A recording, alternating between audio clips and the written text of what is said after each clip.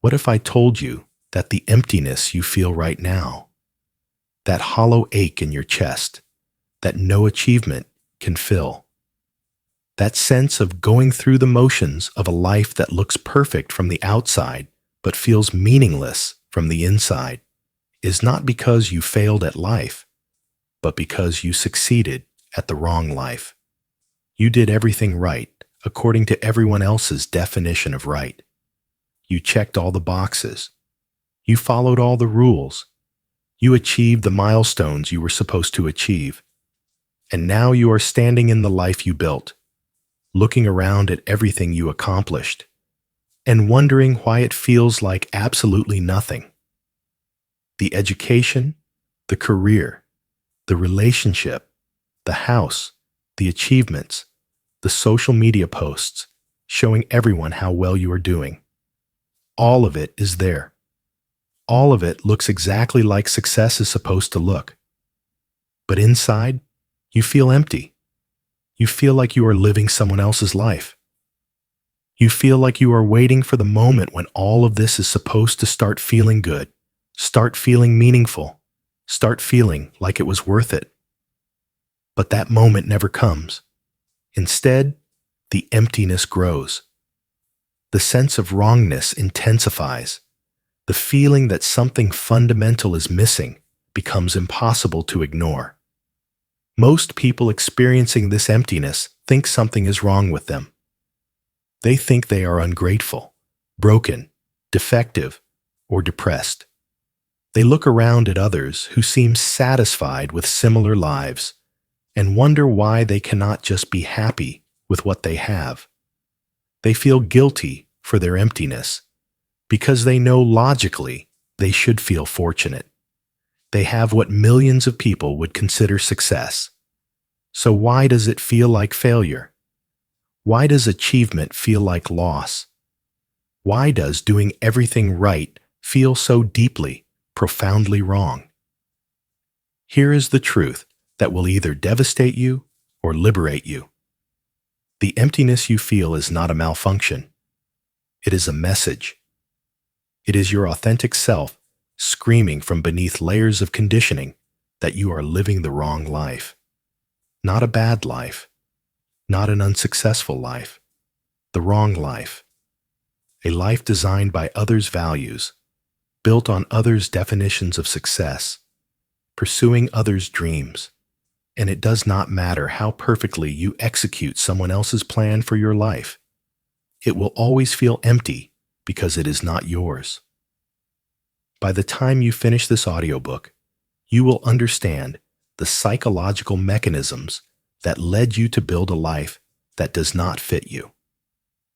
You will recognize the specific ways you were programmed to pursue emptiness disguised as success. You will see clearly why doing everything right, according to external standards, guarantees internal hollowness. And most importantly, you will discover how to dismantle the life that looks right but feels wrong, and build one that might look unconventional but feels deeply, authentically right. This is not about gratitude practice or positive thinking. This is about recognizing that you have been climbing a ladder leaning against the wrong building and having the courage to start over with a ladder that is actually yours. Chapter 1. The Success Script that Creates Emptiness. From the moment you could understand language, you were handed a script, the success script. It told you exactly what you needed to do to have a good life, to be successful, to be happy, get good grades, go to a good school, get a good job, make good money, find a good partner, buy a good house, have good kids, build a good career, maintain a good image. This script was presented not as one option, but as the option. Not as a suggestion, but as the path. Everyone around you followed this script, or at least pretended to. So you followed it too. The success script is incredibly specific about external metrics and completely silent about internal experience. It tells you what you should achieve, but never asks what you actually want. It measures success in titles, income, square footage, and relationship status, but never in fulfillment, meaning, alignment, or joy. It is a paint-by-numbers approach to life where someone else chose the image and you are just filling in the predetermined spaces. You followed the script diligently. You were a good student because that is what you were supposed to be. You went to college because that is what you were supposed to do, even if you had no idea what you wanted to study or why. You chose a major based on practicality or prestige or parental pressure, not based on what genuinely fascinated you. You got the degree. You got the job. You climbed the ladder. You made the money. You found the partner who looked good on paper. You bought the house that impressed people. You posted the photos that proved your life was going according to plan. And somewhere along this path of doing everything right, you lost yourself. Actually, you never found yourself in the first place because the script never included space for self-discovery.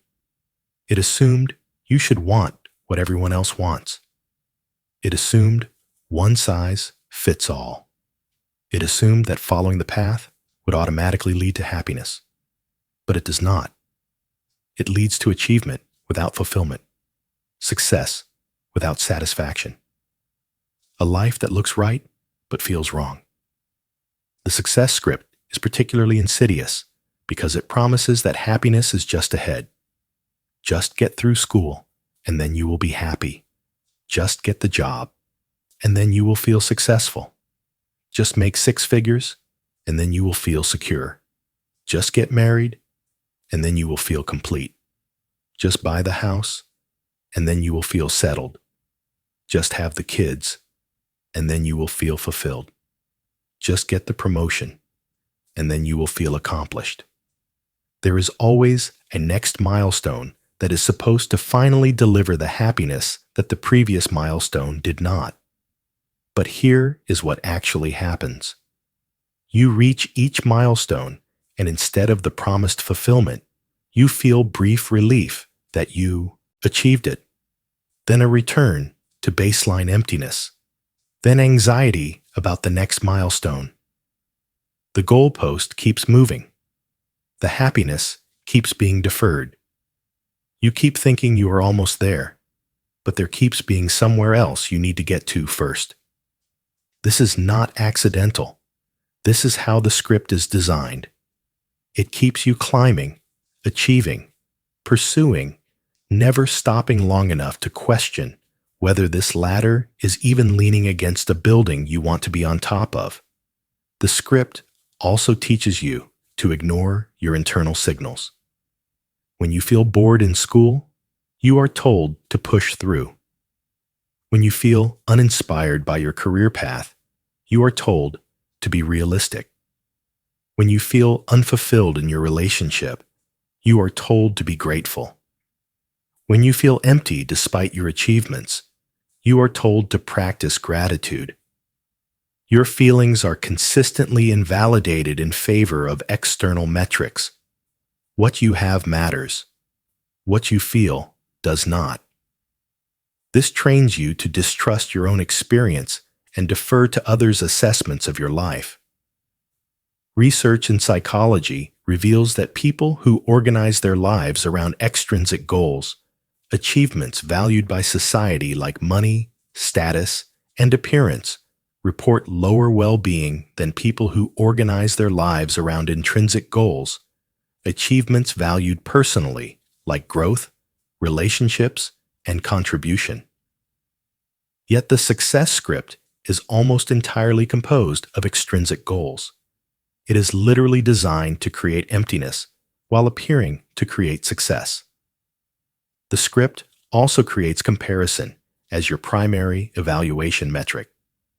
You do not assess whether your life feels good to you. You assess whether your life looks good compared to others. You measure your worth by how you stack up. Are you ahead or behind?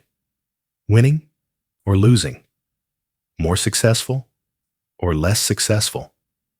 This constant comparison prevents you from ever actually enjoying what you have, because there is always someone with more, someone doing better, someone further ahead. Even when you win the comparison game temporarily, it provides no lasting satisfaction because the game never ends. The success script is so deeply embedded in culture that questioning it feels radical or naive. When you express doubt about the path, people look at you like you are crazy. You have a good job? Why are you complaining? You have a nice house. What more do you want? You have achieved so much. Why are you not happy? The script has no language for the emptiness you feel, because acknowledging that emptiness would mean acknowledging that the script does not work. So instead, the emptiness is pathologized. You must be depressed. You must be ungrateful. You must be having a midlife crisis. The script is fine. You are the problem, but you are not the problem. The script is the problem. You followed directions that were never designed for your unique self. You pursued a one-size-fits-all definition of success in a reality where one size fits almost no one. You did everything right according to a standard that has nothing to do with what actually creates human fulfillment. The emptiness you feel is not evidence of your failure. It is evidence that you succeeded at the wrong game. Understanding this distinction is crucial. You are not empty because you are broken. You are empty because you are living a life that is not yours. You are not ungrateful. You are unfulfilled. You are not having a crisis. You are having an awakening. The emptiness is not the problem. The emptiness is the alarm system telling you that you have drifted so far from your authentic self that course correction is no longer optional. It is essential. Chapter 2. The Psychology of Achieving Emptiness. To understand why doing everything right creates emptiness, you need to understand the psychological mechanisms at play. The emptiness is not random. It is the predictable result of specific ways your mind and motivation system work. When you understand these mechanisms, the emptiness stops being a mystery and becomes a solvable problem. The first mechanism is hedonic adaptation. This is your brain's tendency to return to a baseline level of happiness regardless of positive changes in your circumstances. You get the promotion and feel excited for a few days or weeks. Then your happiness returns to its previous baseline. You buy the house and feel proud initially. Then it becomes normal. You achieve the goal and feel satisfied briefly. Then you are already focused on the next thing you do not have. Hedonic adaptation exists because your brain is designed to notice change, not states. It is designed for survival in changing environments, not for sustained appreciation of stable conditions. This means that achievement-based happiness is always temporary. No matter what you achieve, your brain will adapt, the excitement will fade, and you will return to baseline. If your entire life strategy is built on achieving things that are supposed to make you happy, you are fighting against the fundamental architecture of your brain. You are trying to solve an adaptation problem with more achievements, which is like trying to fill a bucket that has a hole in the bottom. You can keep pouring, but it will never stay full. The second mechanism is the gap between extrinsic and intrinsic motivation. Extrinsic motivation comes from external rewards like money, status, approval, recognition. Intrinsic motivation comes from internal rewards like interest, enjoyment, meaning, growth.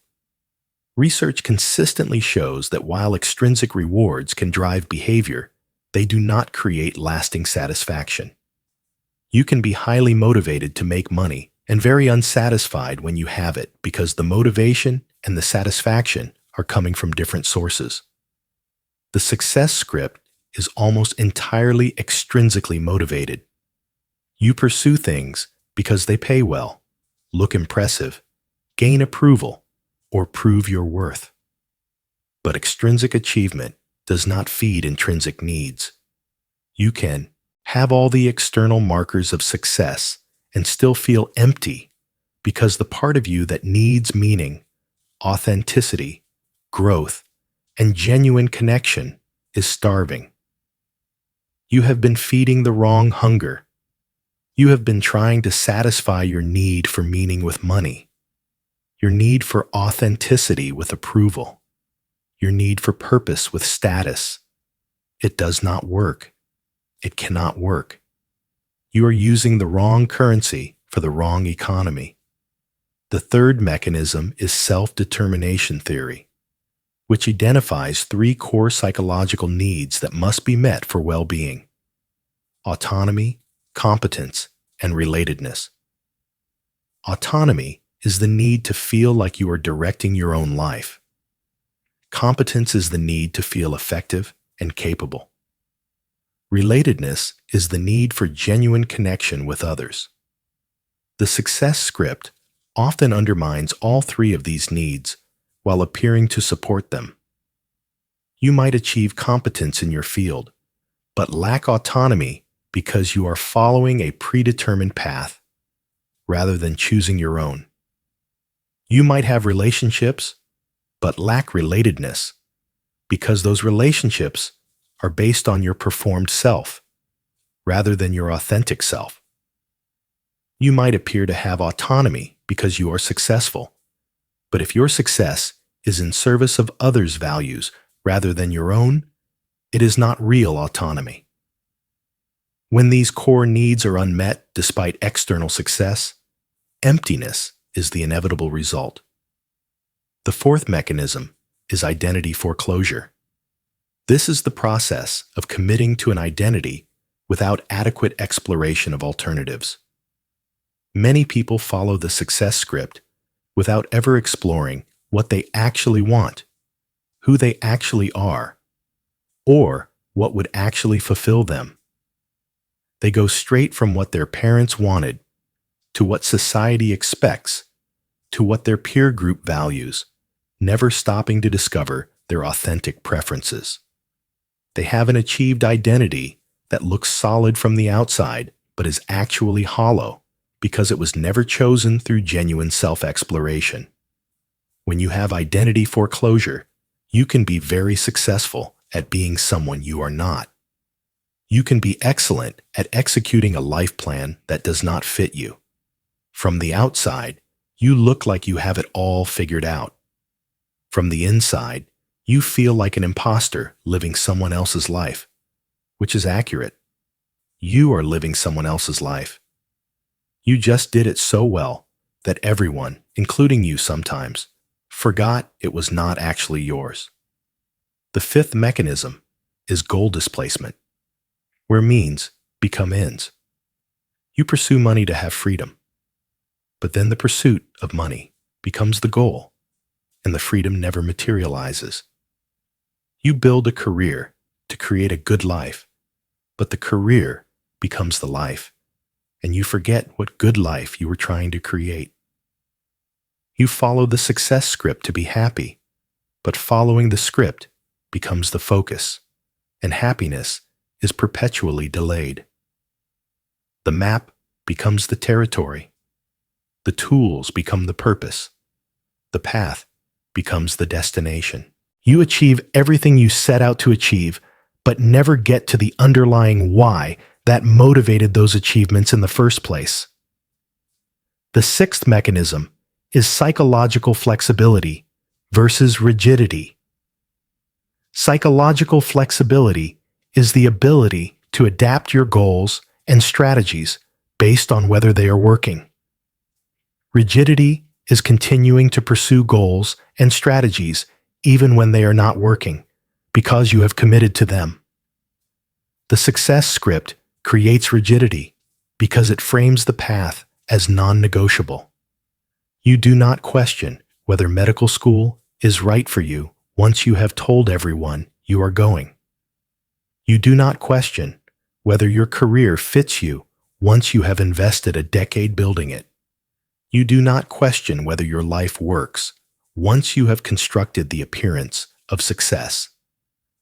Questioning feels like failure, so you stay rigid, continuing to invest in a direction that does not serve you, because changing direction would mean admitting the previous investment was misguided. This rigidity trap is particularly powerful because of the sunk cost fallacy. The more you have invested in the wrong path, the harder it is to change direction, because it would mean acknowledging that all that investment did not lead where you hoped. So you keep investing, hoping that just a little more will finally deliver the promised fulfillment. But you are not getting closer to fulfillment. You are getting further from yourself with every step down a path that was never yours. The seventh mechanism is social comparison and relative deprivation. Your satisfaction is not determined by your absolute circumstances, but by your circumstances relative to your reference group and relative to your expectations. You could have an objectively comfortable life, but feel deprived if you are comparing yourself to people with more. The success script encourages constant upward comparison. There is always someone richer, more successful, more accomplished, more impressive. This upward comparison creates a permanent state of not enough even when you have plenty. Additionally, the success script creates expectations that reality cannot meet. You are told that achieving X would make you happy. You achieved X, and you are not happy. This gap between expectation and reality creates disappointment and emptiness. The problem is not that you did not achieve enough. The problem is that you were sold a false promise about what achievement delivers. But instead of questioning the promise, you question yourself. Maybe I did not achieve the right things. Maybe I need to achieve more. Maybe I am the problem. This keeps you on the treadmill, pursuing more of what is not working, hoping it will eventually work if you just get enough of it. Understanding these psychological mechanisms reveals that your emptiness is not a personal failing. It is the predictable outcome of pursuing external success as a strategy for internal fulfillment. Your brain adapted to your achievements. Your extrinsic accomplishments do not satisfy intrinsic needs. Your core psychological needs are unmet despite appearing met. Your identity was foreclosed rather than discovered. Your means became ends, and you lost sight of the why. You became rigid when you needed flexibility, and you compared yourself into permanent inadequacy. The emptiness makes perfect sense.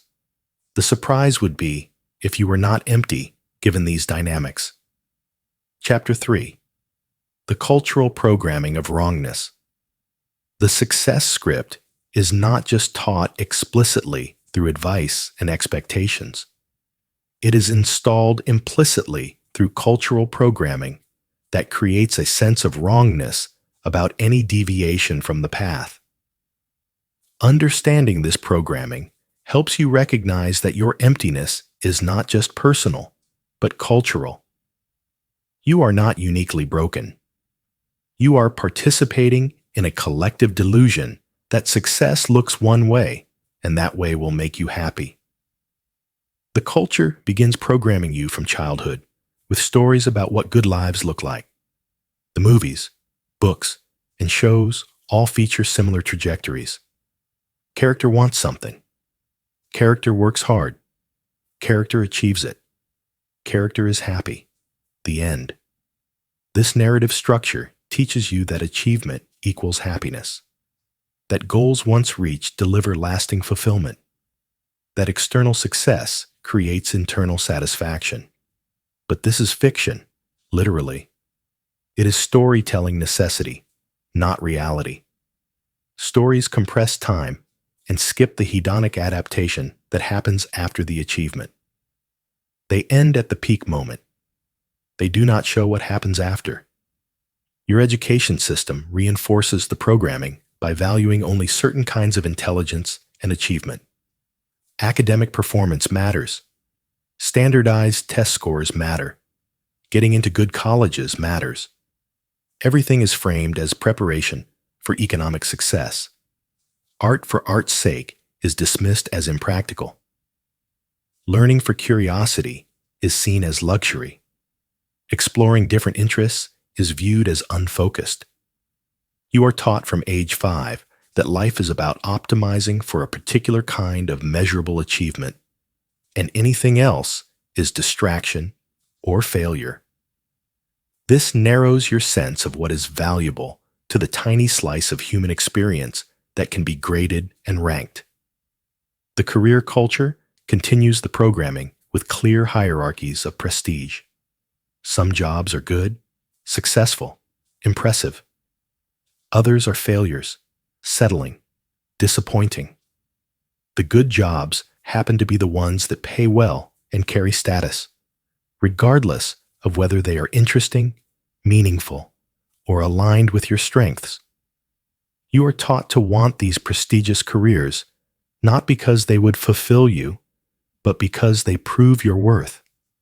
Your value as a human becomes tied to your professional achievement. This conflation of worth and work means that career dissatisfaction becomes existential crisis, because if your career is not satisfying, it feels like you are not valuable. Consumer culture amplifies the programming by promising that products will make you happy.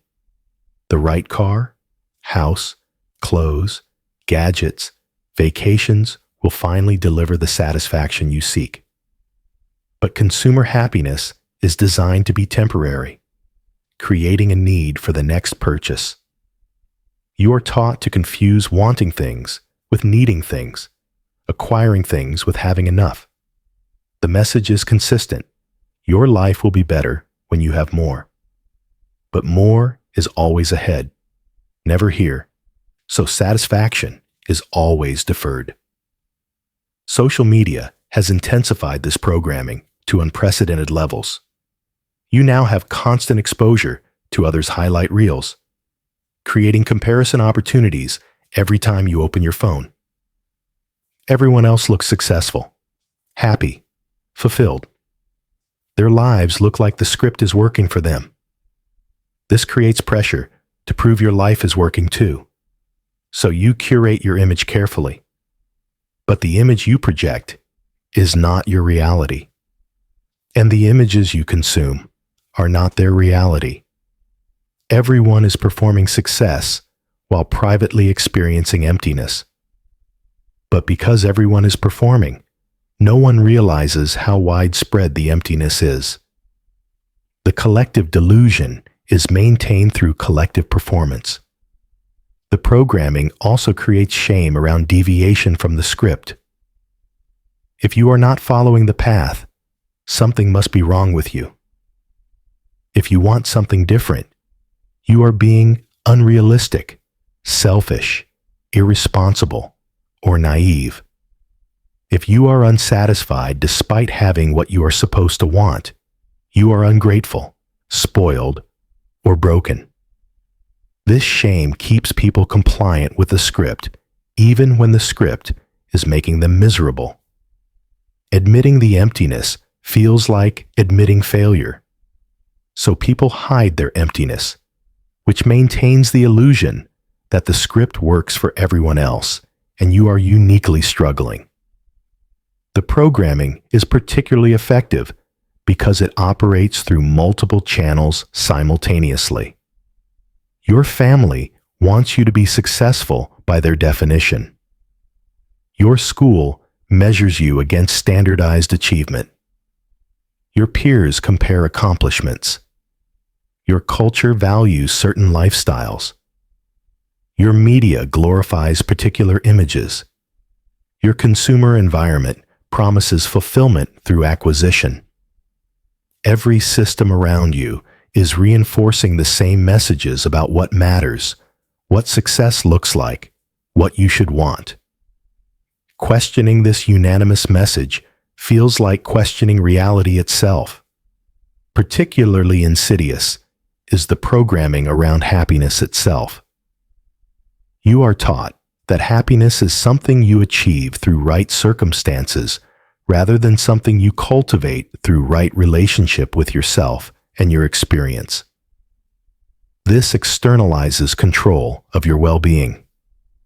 If happiness comes from circumstances, then you must constantly manipulate circumstances, chase achievements, avoid failures, control outcomes. This is exhausting and ultimately futile because circumstances are largely outside your control and, as we have discussed, do not determine happiness anyway. But the programming keeps you focused externally, achieving and acquiring, never turning inward to examine whether you are building a life that actually fits who you are. The programming also teaches you to value potential over presence. You are always becoming, never being. Always preparing for future success, never inhabiting current experience. Always sacrificing now for later, never questioning whether later ever comes or whether the sacrifice was necessary. This future focus means you spend your entire life preparing to live rather than actually living. The success you are working toward is always ahead, so you never get to enjoy the success you have achieved. You are always climbing toward happiness rather than creating happiness in the climbing. Breaking free from this programming requires recognizing it as programming rather than truth. The success script is not reality. It is a culturally constructed story about what life should look like. It is one option, not the option. One possibility, not the only possibility. When you see it clearly as programming rather than as natural law, you can begin to question it. Does this definition of success actually create fulfillment? Do these external achievements actually satisfy internal needs? Is this path actually leading where I want to go? These questions only become possible when you stop treating the cultural programming as unquestionable truth and start examining it as potentially false teaching that has led you astray. Chapter 4. The specific emptinesses of external success. The emptiness you feel is not one monolithic void, but rather a collection of specific hungers that external success cannot feed. Understanding these specific emptinesses helps you recognize what is actually missing, rather than trying to solve emptiness with more of what created it in the first place. The first specific emptiness is meaninglessness. You can be incredibly busy and accomplished, but feel like none of it matters. You complete projects that do not connect to anything you care about deeply. You meet goals that someone else set. You do work that pays well, but serves no purpose you value. This creates a life that is full of activity, but empty of meaning. Meaning does not come from achievement. It comes from aligning your actions with your values, contributing to something beyond yourself, expressing what is authentically yours to express, and connecting your daily activities to a larger sense of purpose. The success script focuses entirely on achievement and ignores meaning, so you can be highly successful and profoundly meaningless. The second specific emptiness is inauthenticity. You might have built an impressive life, but it is not your life. It is a life constructed to meet others' expectations, gain approval, avoid judgment, and prove your worth. You are performing a role rather than living from your core. This creates a profound sense of falseness. You are successful at being someone you are not. Every achievement reinforces a false identity. Every accolade praises a performance. You become increasingly accomplished and increasingly disconnected from your authentic self. The more successful you are at being someone else, the emptier you feel, because success that is not yours does not satisfy you. The third specific emptiness is disconnection. The relationships in your life might be numerous, but not deep. People know your resume, but not your soul. You have networking contacts, but not intimate connections. You present a curated image rather than your actual self. This creates relationships that are transactional, surface, and ultimately empty. You are lonely despite being surrounded because no one knows the real you. In fact, you might not know the real you anymore because you have been performing for so long. Genuine connection requires authenticity. When you are not authentic, connection is impossible. You can have a full social calendar and an empty heart because you are connecting performance to performance, never soul to soul. The fourth specific emptiness is loss of self. You do not know who you are anymore beyond your roles and achievements. If you strip away the job title, income, possessions, relationship status, what is left? Many people realize they have no idea. They have no hobbies that are truly theirs, no opinions that are not borrowed, no desires that are not externally implanted, no sense of self that is independent of external validation. This is profoundly destabilizing. You are successful, but you have no idea who succeeded. You have achieved, but you do not know what you want to achieve next, because you do not know what you actually want. You have lost yourself in the pursuit of a life that was never yours. The fifth specific emptiness is the absence of joy. You might have pleasure, the temporary satisfaction of achieving or acquiring something. But you do not have joy, the deeper satisfaction of being aligned with your authentic self and values. Pleasure comes from getting what you want. Joy comes from wanting what you have, being who you are, and living in alignment with your deepest values. The success script delivers pleasure at best, and even that is temporary due to hedonic adaptation. But it does not deliver joy, because joy requires authenticity, meaning, and connection, all of which the script sacrifices in pursuit of achievement. The sixth specific emptiness is lack of autonomy. Your life might look self-directed from the outside, but internally you feel controlled by expectations, obligations, image management, and the need to maintain what you have built. You are trapped in golden handcuffs. You have too much invested to walk away, but too little fulfillment to want to stay. You do not feel free. You feel obligated, constrained, stuck. Real autonomy means living by your own values, making choices that reflect your authentic preferences, feeling like the author of your life rather than an actor in someone else's play. External success often comes at the cost of autonomy as you trade freedom for achievement.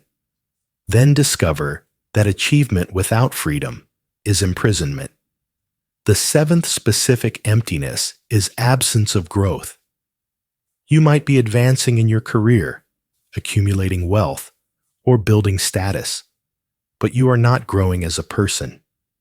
You are not developing new capacities, discovering new aspects of yourself, or expanding your understanding. You are repeating the same patterns at higher levels. The same people-pleasing that got you the first promotion now characterizes your executive presence. The same fear of failure that motivated you in school now prevents risk-taking in your career. You are more successful, but not more evolved. This lack of genuine growth creates stagnation disguised as progress. You are climbing, but not developing, achieving, but not becoming. The eighth specific emptiness is the absence of presence. You are always somewhere else mentally. At work, thinking about home. At home, thinking about work. In the present, thinking about the future. Achieving one goal, already focused on the next. You never land in now. You never actually experience your life because you are always preparing for the next thing, worrying about the next challenge, planning the next move. This constant future focus means you never get to enjoy what you have achieved, because by the time you achieve it, you are already focused on what is next. Your entire life becomes a perpetual state of not yet, rather than an experience of now. Understanding these specific emptinesses reveals that you do not need more achievement. You need meaning, authenticity, connection, selfhood, joy, autonomy, growth, and presence. These are not delivered by external success. In fact, the pursuit of external success often actively prevents them. You have been trying to solve the wrong problem. You have been trying to fill these specific hungers with achievement, which is like trying to solve dehydration by eating more food. You can consume endlessly, and the thirst remains because you are consuming the wrong thing. The emptiness you feel is your system telling you that you need different nourishment, not more of the same. Chapter 5. The Identity Crisis of Achievement. One of the most disorienting aspects of achieving everything you are supposed to achieve and still feeling empty is the identity crisis it creates. Your entire sense of self has been built around being the person who succeeds, who achieves, who does everything right. When that achievement does not deliver the promised fulfillment, your identity itself becomes questionable. Who are you if not the successful achiever? What is your worth if not your accomplishments? This chapter explores the identity dimensions of achieving emptiness. Identity foreclosure, as mentioned earlier, is committing to an identity without adequate exploration. Many high achievers did this. They identified early as the smart one, the ambitious one, the successful one. They built their entire self-concept around this identity. They chose paths that reinforced this identity. They made decisions that proved this identity. Over time, this identity became so central that questioning it feels like questioning their very existence. But here is the problem. An identity built primarily on achievement is inherently unstable because achievement is external and temporary. Every achievement becomes the past the moment it is completed. You are always only as valuable as your last success. You must constantly achieve to maintain your identity. This creates a treadmill of perpetual striving, where you can never rest, because resting would mean losing your sense of who you are. Your identity requires constant external validation through achievement, which is exhausting and ultimately unfulfilling. Moreover, an achievement-based identity prevents you from knowing who you are beyond what you do. Your self-concept is entirely wrapped up in your resume, your title, your income, your status. You introduce yourself with what you do, not who you are. When people ask about you, you talk about your achievements, not your values, interests, or authentic characteristics. You have become your accomplishments, which means you have disappeared as a person. The authentic self beneath the achievement has been buried so completely that you might not even know it exists anymore. This creates a particular vulnerability. What happens when you lose the achievement? When you get fired, pass over for promotion, fail at something, or simply reach a plateau where further achievement is not possible. Your identity collapses because it was built entirely on external success. This is why midlife crises are so common among high achievers. They reach a point where they have achieved everything they set out to achieve, or they realize they never will, and their entire identity crumbles. Who are they, if not the achiever? What is their worth, if not their accomplishments? These questions have no answers because the achiever identity has no foundation beyond the achievements themselves. The achievement identity also creates imposter syndrome. You feel like a fraud despite your accomplishments. This is because you are a fraud, not in your abilities or achievements, which are real, but in your identity. You are pretending that the achieved life is your authentic life. You are performing satisfaction. You are faking alignment.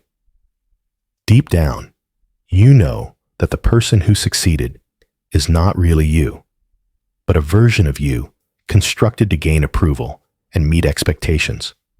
The real you is buried so deep that you feel like an imposter in your own life, which you are. You are living someone else's life so successfully that you have convinced everyone, including yourself sometimes. But the authentic you knows the truth. Breaking free from achievement identity requires developing an identity based on your intrinsic qualities rather than your extrinsic accomplishments. Who you are is not what you have achieved. It is your values, your character, your authentic preferences, your unique way of being in the world. These qualities remain constant regardless of external circumstances. They do not require validation or achievement to exist. They are simply who you are beneath all the performance and accomplishment. This shift from achieved identity to authentic identity is destabilizing initially. If you are not the successful achiever, who are you? Many people avoid this question because it is uncomfortable and uncertain. But this discomfort is the gateway to authenticity. On the other side of the identity crisis is the possibility of discovering who you actually are rather than who you have been performing. The process requires grieving. You must grieve the identity you thought you were. The successful achiever who did everything right. The person who believed that achievement would deliver fulfillment. The version of yourself that invested everything in external success. This identity must die for your authentic identity to emerge.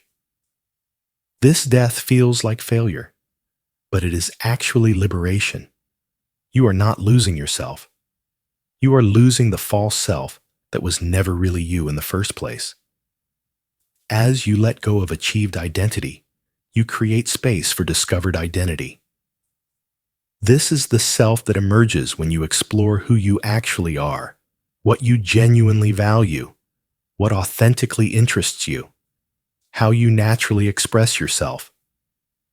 This self has been there all along beneath the achievement and performance. But it has been so thoroughly buried that discovering it feels like meeting a stranger. This stranger is you, the real you, the you that exists independent of accomplishment, approval, and external validation. Building an authentic identity does not mean becoming less ambitious or accomplished. It means grounding your ambition and accomplishment in your authentic values rather than external expectations. It means achieving what matters to you rather than what impresses others. It means letting your achievements express your authentic self rather than construct a false self. This creates success that actually satisfies because it is yours. The identity crisis of achievement is not a problem to solve quickly. It is a transition to move through slowly and consciously. It requires questioning everything you thought you knew about who you are, what matters, and what success means. This questioning is not comfortable, but comfort has kept you trapped in emptiness. Discomfort is the price of admission to authenticity. The identity crisis is not the end of your story. It is the beginning of your actual story, the one where you are the protagonist, not just a character in someone else's script. Chapter 6. The relationships that enabled your emptiness. Your emptiness does not exist in isolation. It exists within a web of relationships that either supported your authentic self or enabled your false self. Understanding which relationships did which reveals why you feel empty despite being surrounded by people and points toward what needs to change relationally. The first type of enabling relationship is the conditional approval relationship. These are people who only approve of you when you are succeeding according to their definition of success. Parents who praise achievements but do not see the person achieving. Partners who value your status but do not know your soul. Friends who celebrate your wins but cannot handle your struggles. These relationships taught you that love and acceptance are contingent on performance. You learn to achieve to maintain connection, creating a transactional dynamic where your worth must be constantly proven through success. These relationships feel supportive on the surface because people are cheering your achievements. But they are actually hollow because the support is for what you do, not who you are. When you achieve, you get approval. When you struggle or deviate from the script, approval is withdrawn. This creates anxiety about being authentic, because authenticity might threaten the approval you have been receiving. So you stay in performance mode, maintaining the false self to keep the conditional approval, never realizing that conditional approval is not actually love or connection. The second type of enabling relationship is the competitive comparison relationship. These are relationships where your value is always being measured against someone else. Siblings competing for parental approval. Colleagues competing for promotions. Friends subtly competing about life circumstances. These relationships train you to view life as a zero-sum game where someone else's success is your failure. They create constant pressure to prove you are winning, ahead, more successful. This competition prevents genuine connection because you cannot be authentic with someone you are competing against. You must maintain image, hide struggles, and exaggerate successes. These relationships also fuel the emptiness because you can never win enough. There is always another comparison to make, another metric where you fall short, another person doing better. The competitive dynamic ensures you will never feel satisfied regardless of your achievements, because satisfaction would mean accepting that you are enough, which would mean exiting the competition, which feels like losing. The third type of enabling relationship is the enabler-dependent dynamic. These are relationships where people benefit from your self-abandonment. The partner who gets their way because you always accommodate. The family who relies on you because you always say yes. The friends who take because you always give. These people might not consciously want you to abandon yourself, but they have become accustomed to the benefits of your people-pleasing and resist when you start honoring yourself. They frame your self-care as selfishness and your boundaries as betrayal, because your self-abandonment has been convenient for them. These relationships are particularly painful to recognize because you might love these people and they might love you back in their way. But the relationship dynamic is fundamentally unhealthy because it requires your self-betrayal to function. When you start living for yourself, these relationships either evolve to healthier dynamics or they end. The resistance you encounter reveals how much the relationship was based on your self-abandonment rather than mutual care. The fourth type of enabling relationship is the social proof relationship. These are friendships or connections that exist primarily for image. They make you look successful, connected, impressive, but there is little genuine connection beneath the surface. You do not share your real struggles. You do not show your authentic self. You maintain a curated version designed to fit with their curated version. These relationships fill your social calendar, but not your heart. They create the appearance of connection without the substance of intimacy. These relationships contribute to emptiness because they are fundamentally transactional and performative. You are relating image to image, never person to person. But humans need genuine connection to thrive. Performance connections do not satisfy this need. You can have a robust social life and still feel profoundly lonely because no one actually knows you.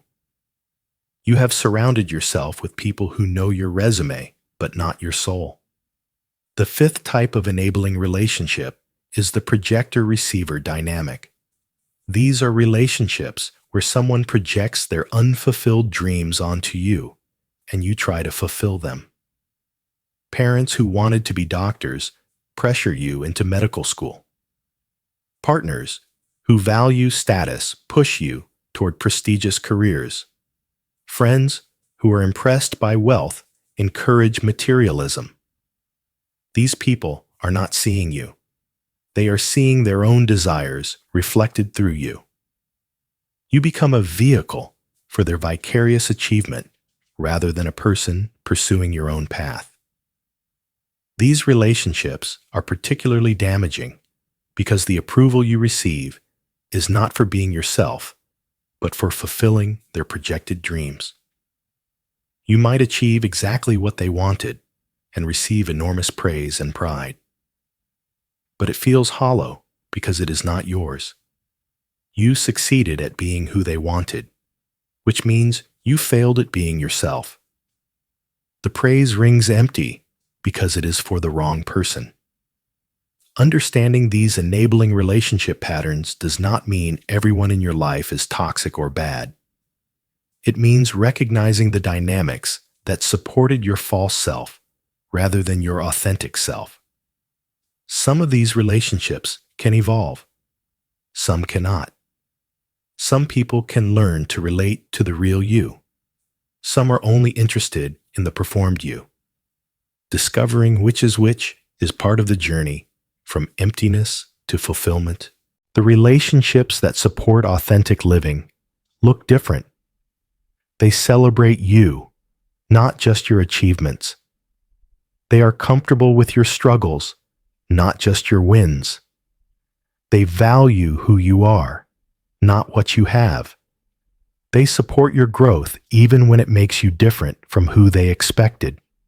They offer unconditional positive regard rather than conditional approval. They create space for authenticity rather than requiring performance. These relationships feel different. They feel nourishing rather than draining. They create connection rather than competition. They support your becoming rather than demanding your staying. As you move from emptiness toward fulfillment, your relationships will change. Some will deepen as you bring more authenticity and they rise to meet it. Some will fade as the performed connection that maintained them disappears. New relationships will form with people attracted to your authentic self rather than your accomplished self. This relational reorganization is necessary and healthy. You cannot fill your life with authentic connection while maintaining relationships that require inauthenticity. The emptiness in your relationships must be addressed as part of addressing the emptiness in your life. Chapter 7. The career that feeds emptiness. For many people, the primary source of their emptiness is their career. They spend the majority of their waking hours doing work that does not fit them, serve their values, or utilize their authentic strengths. Understanding why and how careers create emptiness despite professional success is essential for addressing the root cause. The first way careers create emptiness is through misalignment with authentic interests. Many people choose careers based on practicality, prestige, pressure, or pay, rather than genuine interest. They study subjects that bored them to access careers that do not fascinate them to make money that is supposed to make up for spending their days doing work they do not care about. But money does not compensate for the daily experience of doing work that does not interest you. You spend more time working than doing anything else. If that time is spent on tasks that bore you, your life becomes boring, regardless of how well paid the boredom is. The second way is through values misalignment. Your career might be impressive, but the values it serves might conflict with your authentic values. You value creativity, but work in rigid systems. You value autonomy, but work in micromanaged environments. You value contribution, but work on products you consider harmful. You value balance, but work in cultures that demand all-consuming devotion. This values conflict creates constant internal tension. You are succeeding in a direction that contradicts what matters to you. This is like running a race efficiently in the wrong direction. The better you do, the further you get from where you actually want to be. The third way is through strength suppression. Your authentic strengths might be very different from the strengths valued in your chosen field. You are naturally creative, but your field values analytical thinking. You are naturally collaborative, but your field rewards individual competition. You are naturally strategic, but your field demands tactical execution. You can be successful by developing your weaknesses rather than leveraging your strengths. But success through weakness is exhausting and unfulfilling. You are succeeding at being someone you are not, rather than excelling at being who you are. The fourth way is through autonomy sacrifice. Many prestigious careers require sacrificing autonomy for security and status. You follow established protocols. You work on assigned projects. You serve others' visions. You make choices within narrow parameters. This might bring success as measured by titles and salary, but it does not bring the fulfillment that comes from directing your own path. You are executing someone else's plan rather than pursuing your own vision. This creates the emptiness of being a high-level executor rather than an authentic creator. The fifth way is through meaning absence. Your work might be well compensated, but devoid of meaning. You are not contributing to anything you care about deeply. You are not solving problems that matter to you. You are not expressing anything authentically yours. You are performing tasks in exchange for money, which is employment, not calling. There is nothing wrong with employment, but employment alone does not satisfy the human need for meaning. You can be professionally successful and existentially empty if your work has no connection to what you value beyond the paycheck. The sixth way is through identification confusion. You have become your career to such an extent that you have no identity outside it. You introduce yourself with your title. Your self-worth rises and falls with your professional status. Your social connections are primarily professional. Your sense of purpose is entirely work-derived. This creates catastrophic vulnerability. Any professional setback becomes an identity crisis. Any career dissatisfaction becomes existential despair. You have put all your identity eggs in one basket, and that basket is a job that could disappear at any time. The seventh way is through golden handcuffs. You have built a lifestyle that requires your current income. You have obligations that depend on your salary. You have image to maintain that requires your status. Even though your career is making you miserable, you feel trapped because walking away would mean losing financial security, disappointing people, or destroying your image. The career has become a prison that you cannot escape because you have built walls of dependence around it. You would rather be empty than free because freedom would require sacrifice you are not willing to make. The eighth way is through delayed life syndrome. You are always working towards some future point when life will actually begin. Once you make partner, once you reach this income, once you get this promotion, then you will finally have time for what matters: relationships, health, hobbies, joy. But that future point never comes. Each goal achieved reveals another goal ahead. The career demands never decrease. The time for actual living never materializes. Your entire life becomes preparation for a future that never arrives while the present slips away, unnoticed and unlived. Understanding these mechanisms reveals why career success alone cannot fill emptiness and often amplifies it. You are succeeding in the wrong domains while the right domains remain neglected. You are building a career that looks right but feels wrong. You are sacrificing meaning, autonomy, authenticity, and interest for money, status, security, and approval. This might be a reasonable trade for some people in some circumstances, but if you are feeling empty despite career success, it is not a reasonable trade for you. The cost exceeds the benefit. Addressing career-sourced emptiness does not necessarily mean quitting your job tomorrow. It might mean that eventually, but it starts with honest assessment. Does this career fit who I actually am? Does it serve my authentic values? Does it utilize my genuine strengths? Does it provide autonomy, meaning, and interest along with the practical benefits?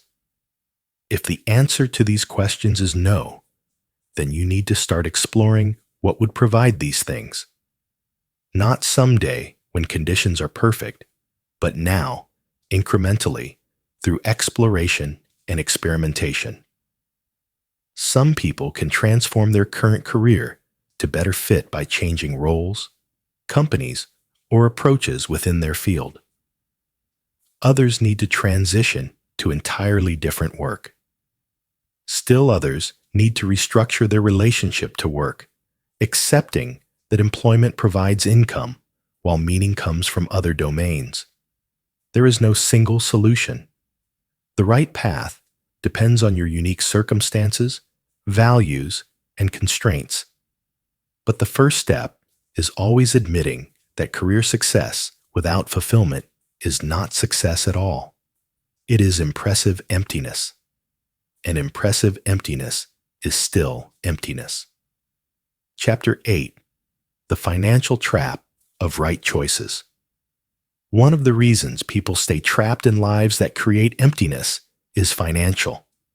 They have made financial choices based on the success script that now constrain their ability to pursue authentic fulfillment.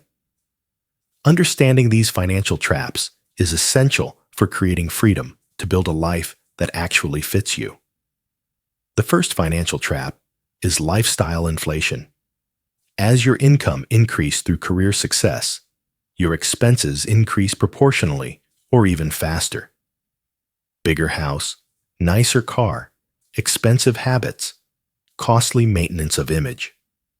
These increased expenses created dependence on high income.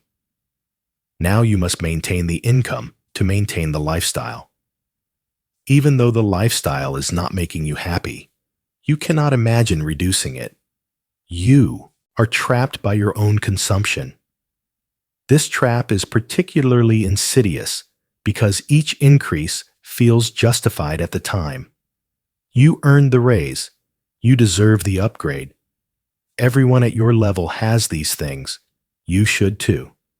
These expenses are necessary for your image or convenience. But the cumulative effect is that you have built a life that requires unsustainable income generation. You must work constantly, endure career misery, or sacrifice personal fulfillment to maintain expenses that provide no real satisfaction. You are working to pay for a lifestyle you cannot enjoy because you are too busy working to pay for it.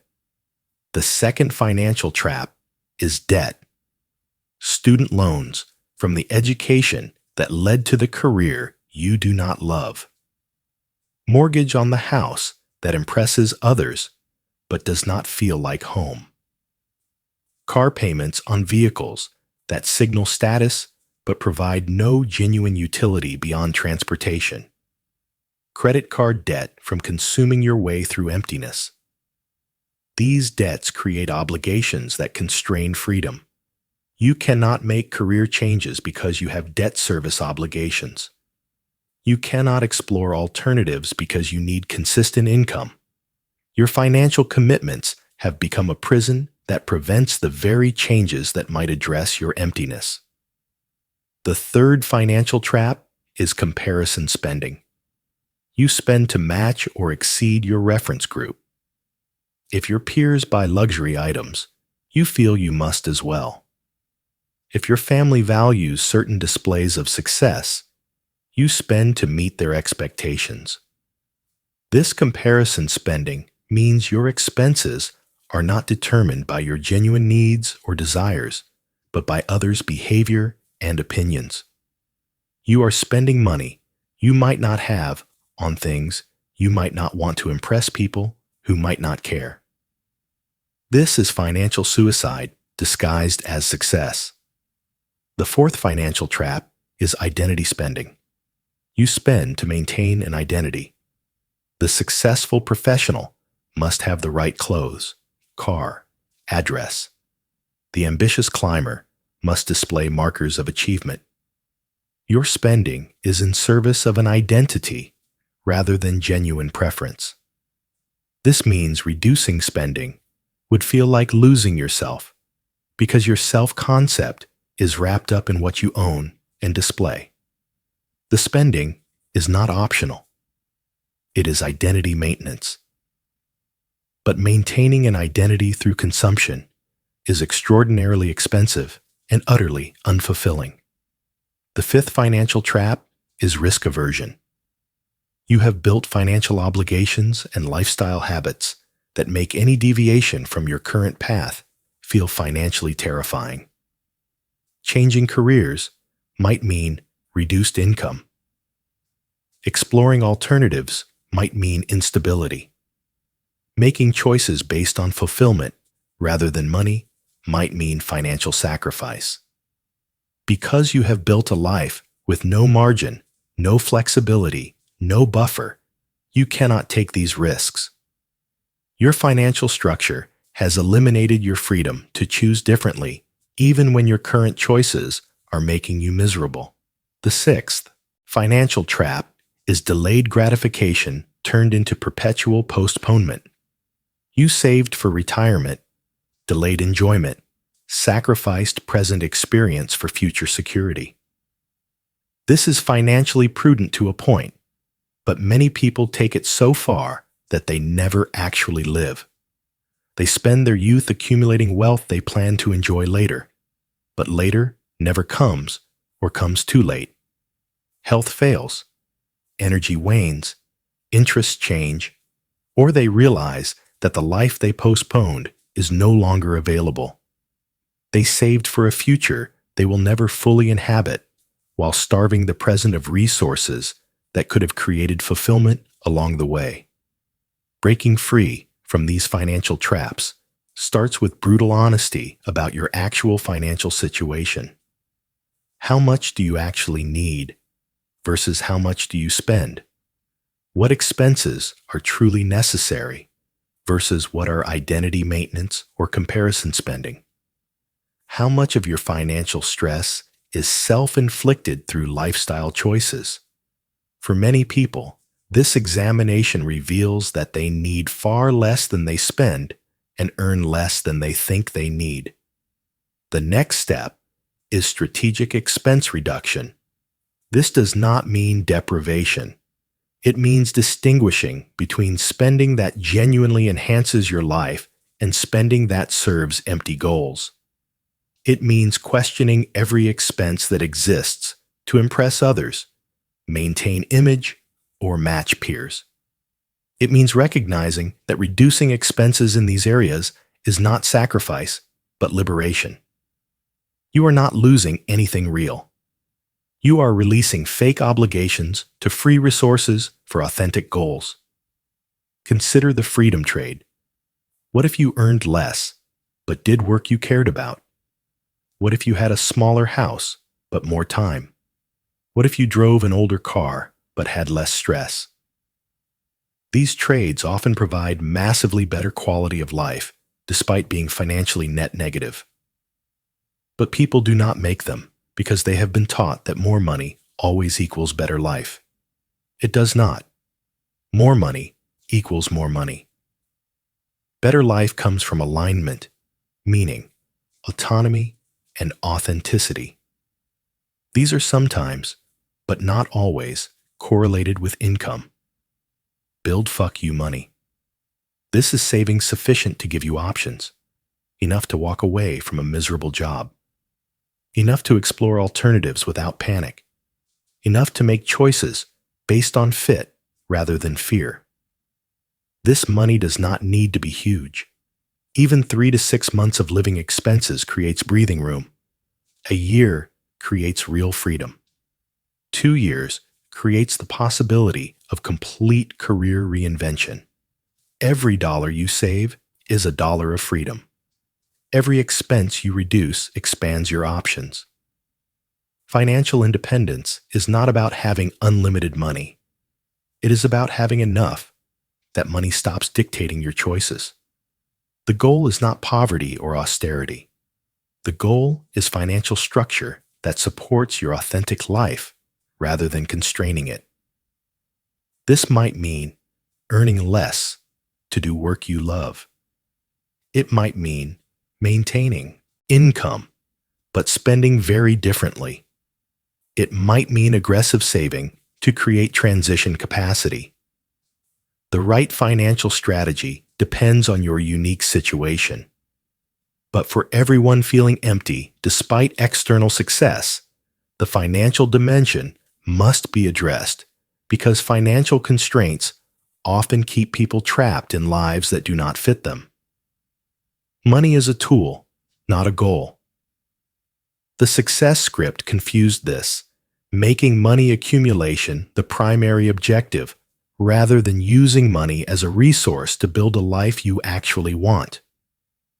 Reclaiming the tool requires understanding what you actually want, what that costs, and how to structure your financial life to support it. Often, this means needing less than the success script claimed you needed. And needing less means owing less.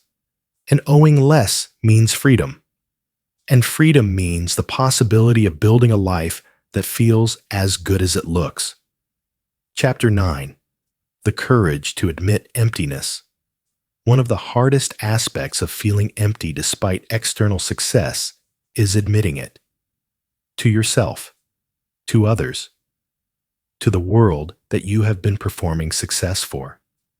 This chapter explores why admission is so difficult and why it is also absolutely necessary for moving from emptiness to fulfillment. The first barrier to admission is shame. You feel like you should be grateful. You have achieved what many people dream of. You have advantages others lack. Who are you to complain? This shame keeps you silent about your emptiness. You suffer privately while performing publicly. The gap between your image and your internal reality grows until you feel like a complete fraud. But you cannot address what you cannot admit. Shame prevents admission, which prevents change, which perpetuates emptiness. The second barrier is identity threat. Admitting emptiness feels like admitting failure. Your entire identity is built on being the person who has it together, who succeeds, who does everything right. Emptiness contradicts this identity. So you deny, minimize, or rationalize the emptiness to protect your identity. But protecting a false identity guarantees continued emptiness. You cannot be authentic while protecting inauthenticity. You cannot find fulfillment while pretending you are already fulfilled. The third barrier is relationship risk. You fear that admitting emptiness will disappoint others, invalidate their pride in your achievements, or result in judgment and withdrawal of approval. So you continue performing to maintain relationships that might fall apart if you revealed your actual experience. But relationships maintained through performance are not real relationships. And the cost of maintaining fake relationships is never getting to experience real connection. The risk feels enormous, but the cost of not risking is larger. The fourth barrier is investment justification. You have invested so much in the path you are on. Years of education, decades of career building, enormous financial investment, sacrifices of time, relationships, and alternatives. Admitting emptiness feels like admitting all that investment was wasted. This is so painful that you would rather continue in emptiness than face the reality of misguided investment. But past investment does not justify future investment. The sunk cost is already sunk. Continuing down the wrong path does not redeem the past. It just wastes the future. The fifth barrier is solution uncertainty. If you admit emptiness, you will need to address it. But you do not know what the solution is. Changing paths is scary, uncertain, risky. So you stay in known emptiness rather than face unknown alternatives. You trade guaranteed misery for possible fulfillment, which seems like a bad trade, but actually it is the only trade available. The emptiness will not spontaneously resolve. It requires conscious change. The uncertainty of the solution does not make the problem less real. It just makes addressing it more difficult. Despite these barriers, admission is necessary. You cannot heal what you do not acknowledge. You cannot change what you pretend is fine. You cannot address emptiness while maintaining the performance of fulfillment. Admission is the gateway to transformation.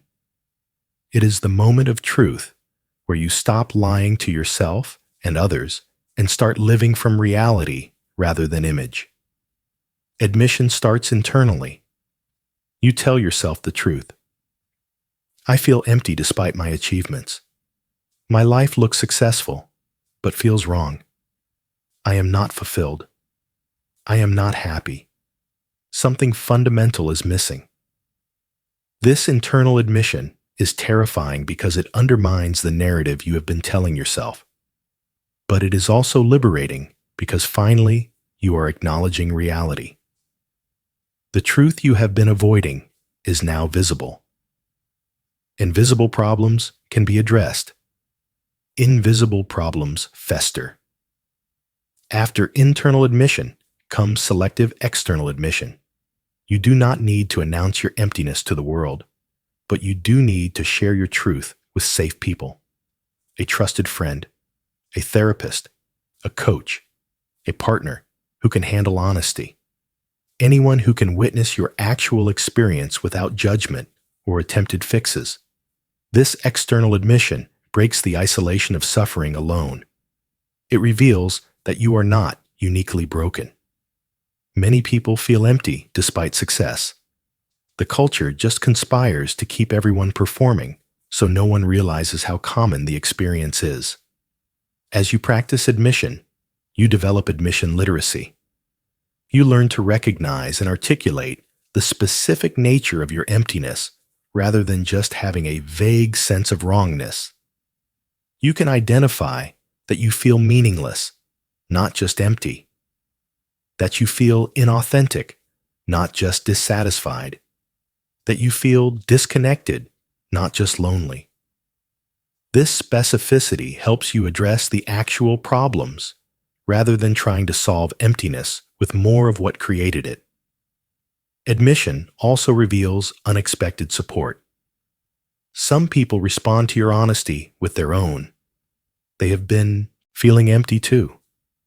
They have been performing success too. They have been trapped in the same cultural programming. Your admission gives them permission to admit their own truth. Connection happens. Real connection based on truth rather than surface connection based on performance. This connection does not solve your emptiness, but it reduces the isolation that amplifies it. Not everyone will respond well to your admission. Some people are invested in your continued performance. Your success validates their choices. Your emptiness threatens their narrative. They will try to talk you out of your truth. You are just depressed. You just need gratitude practice. You are being ungrateful or unrealistic.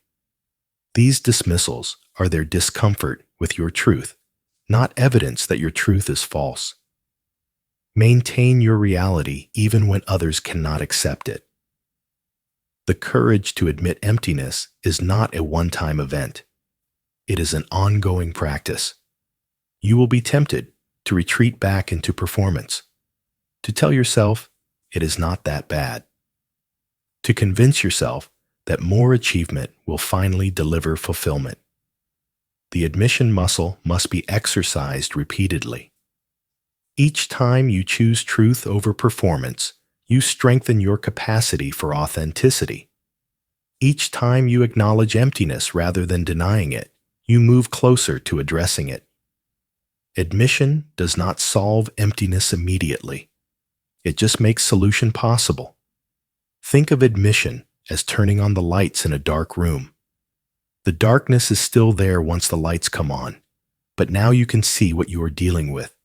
You can identify obstacles. You can find the door. You can navigate the space. Before admission, you were stumbling in darkness, hoping to randomly bump into fulfillment. After admission, you can see the path even if walking it is still difficult. The emptiness you feel is not permanent. It is not your destiny. It is not evidence of fundamental brokenness. It is a message that you have been living the wrong life for you. Admission is receiving the message. Understanding is decoding it. Change is acting on it. But it all starts with the courage to admit what you have been avoiding. I am successful by every external measure and empty by every internal one. This life does not fit me. This path is not mine. I need to find my actual way, even if I do not know what that is yet. This admission, as painful as it is the first step toward the fulfillment you have been seeking in all the wrong places. Chapter 10. From External to Internal Validation. One of the fundamental shifts required to move from emptiness to fulfillment is changing your source of validation from external to internal. The success script trained you to seek validation externally through achievement, approval, status, and image. But external validation is inherently unstable, insufficient, and unfulfilling. Developing internal validation is essential for lasting fulfillment. external validation feels good temporarily. You get the promotion and feel proud. You post the achievement and get likes and feel validated. But these good feelings fade rapidly due to hedonic adaptation. Then you need another hit, another achievement, another approval, another external confirmation of your worth. You become addicted to external validation, organizing your life around getting it, never realizing that it cannot deliver the stable sense of worth you seek. External validation is also unreliable. It depends on others' moods, biases, agendas, and limitations. Someone having a bad day might criticize you. Someone threatened by you might withhold approval.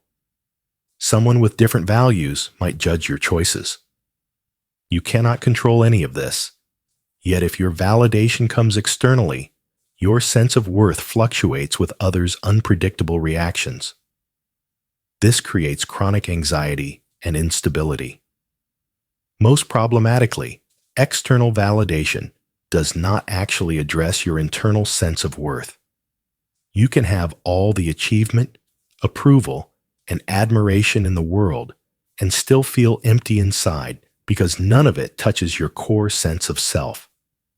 External validation decorates the false self, the performed identity. It does nothing for the authentic self, the real you buried beneath performance.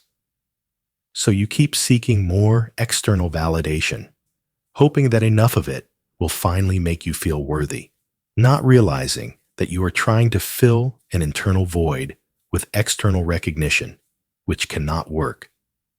Internal validation is different.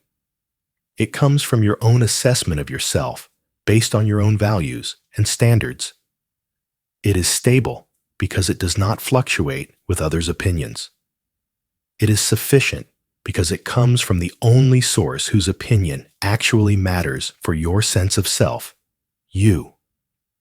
It is fulfilling because it addresses your core rather than decorating your surface. Developing internal validation starts with identifying your authentic values, not values you adopted from family, culture, or peers. Your actual values. What matters to you when no one else's opinion is considered? What do you respect and admire independent of social reward? What principles would you live by even if no one ever knew? These authentic values become the foundation for internal validation. You assess yourself by whether you are living according to these values, not by whether others approve of your choices. The next step is developing self-defined success metrics. The success script provides ready-made metrics like income, title, status, possessions. But these might not actually measure what matters to you. Define your own metrics. Maybe success to you is impact, creativity, autonomy, growth, or connection. Maybe it is measured in moments of presence, depth of relationships, or alignment with values. Your metrics do not need to make sense to anyone else. They need to resonate with you. Then assess yourself by your metrics, not theirs. Practice self-acknowledgement. Most people are excellent at noticing their failures and terrible at acknowledging their successes, especially successes that do not bring external recognition. Make it a practice to notice when you act according to your values. Make choices that honor yourself. Handle situations better than you used to, or grow in meaningful ways. Acknowledge these to yourself. Give yourself the recognition you have been seeking externally. This feels awkward initially because you have been trained to think self-acknowledgement is arrogant. But self-acknowledgement is not arrogance. It is basic self-care. Distinguish between healthy pride and performance pride. Performance pride comes from achievements that impress others. Healthy pride comes from alignment with your authentic values. You can feel healthy pride in choices that no one else even knows about because the pride comes from internal alignment, not external recognition. Developing this internal pride reduces your dependence on external validation. Challenge the inner critic that has been echoing external judgments. Most people's harshest critic is themselves, but that critic is usually just internalized voices from past external critics. It sounds like you, but it is actually echoing parents, teachers, culture, peers. When the critic speaks, question it. Is this my authentic assessment or an internalized external judgment? Whose voice is this originally? Does this criticism actually align with my values, or is it applying someone else's standards? This questioning weakens the internalized external validation system and creates space for authentic internal validation. Build self-trust through integrity. The more your actions align with your stated values, the more you trust yourself. The more you keep commitments to yourself, the more you believe you are reliable. This self-trust is the foundation of internal validation. You do not need others to tell you that you are trustworthy if you consistently prove it to yourself through aligned action. Accept that internal validation will never feel as intense as external validation. External validation provides a quick hit, a spike of good feeling. Internal validation is quieter, steadier, deeper. It does not spike. It sustains. This difference means that when you first shift from external to internal validation, it might feel like less. You will be tempted to return to external validation seeking because it provides more dramatic hits. But intensity is not the same as value.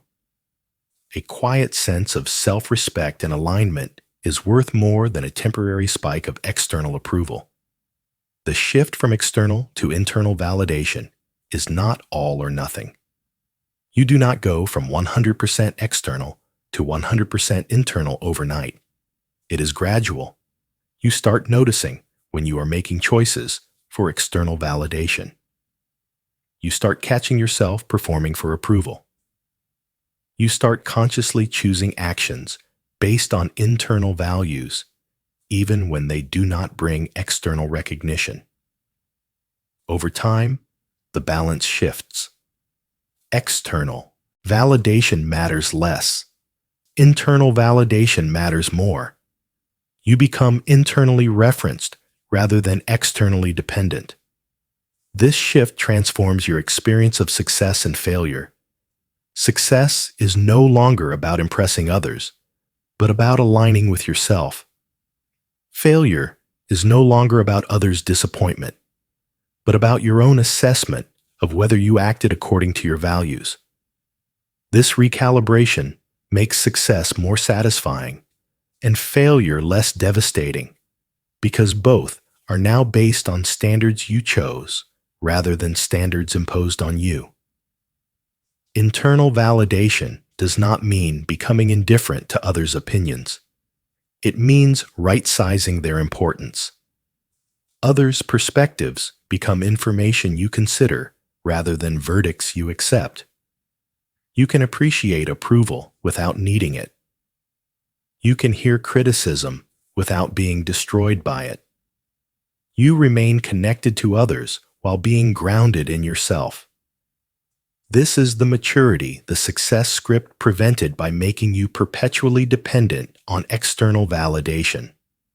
The emptiness you feel is partly the void created by trying to fill an internal need with external supplies. As you develop internal validation, that void begins to fill with something real and lasting. Not the temporary spike of external approval, but the steady glow of internal alignment. Not the performance of worth, but the experience of worth. Not the image of success, but the reality of fulfillment. This shift does not happen quickly, but it does happen if you practice consistently. and it is the foundation upon which genuine fulfillment is built. Chapter 11. Designing your actual life. Understanding why you feel empty despite doing everything right is necessary but not sufficient. You also need to know how to build a life that actually fits you. This chapter provides a framework for designing a life based on your authentic self rather than external scripts. The first step is radical honesty about your current life. What percentage of your time goes to activities that genuinely fulfill you versus activities you do out of obligation, habit, image management, or the success script? For most people experiencing emptiness, the answer is sobering.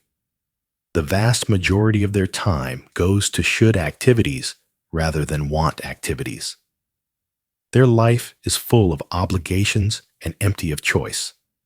Seeing this clearly is painful but necessary. You cannot change what you do not acknowledge. The second step is clarifying your authentic values. Not values you think you should have.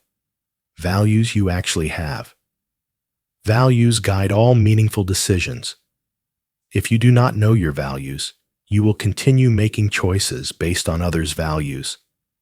Identify your top 5 values, the principles that matter most to you.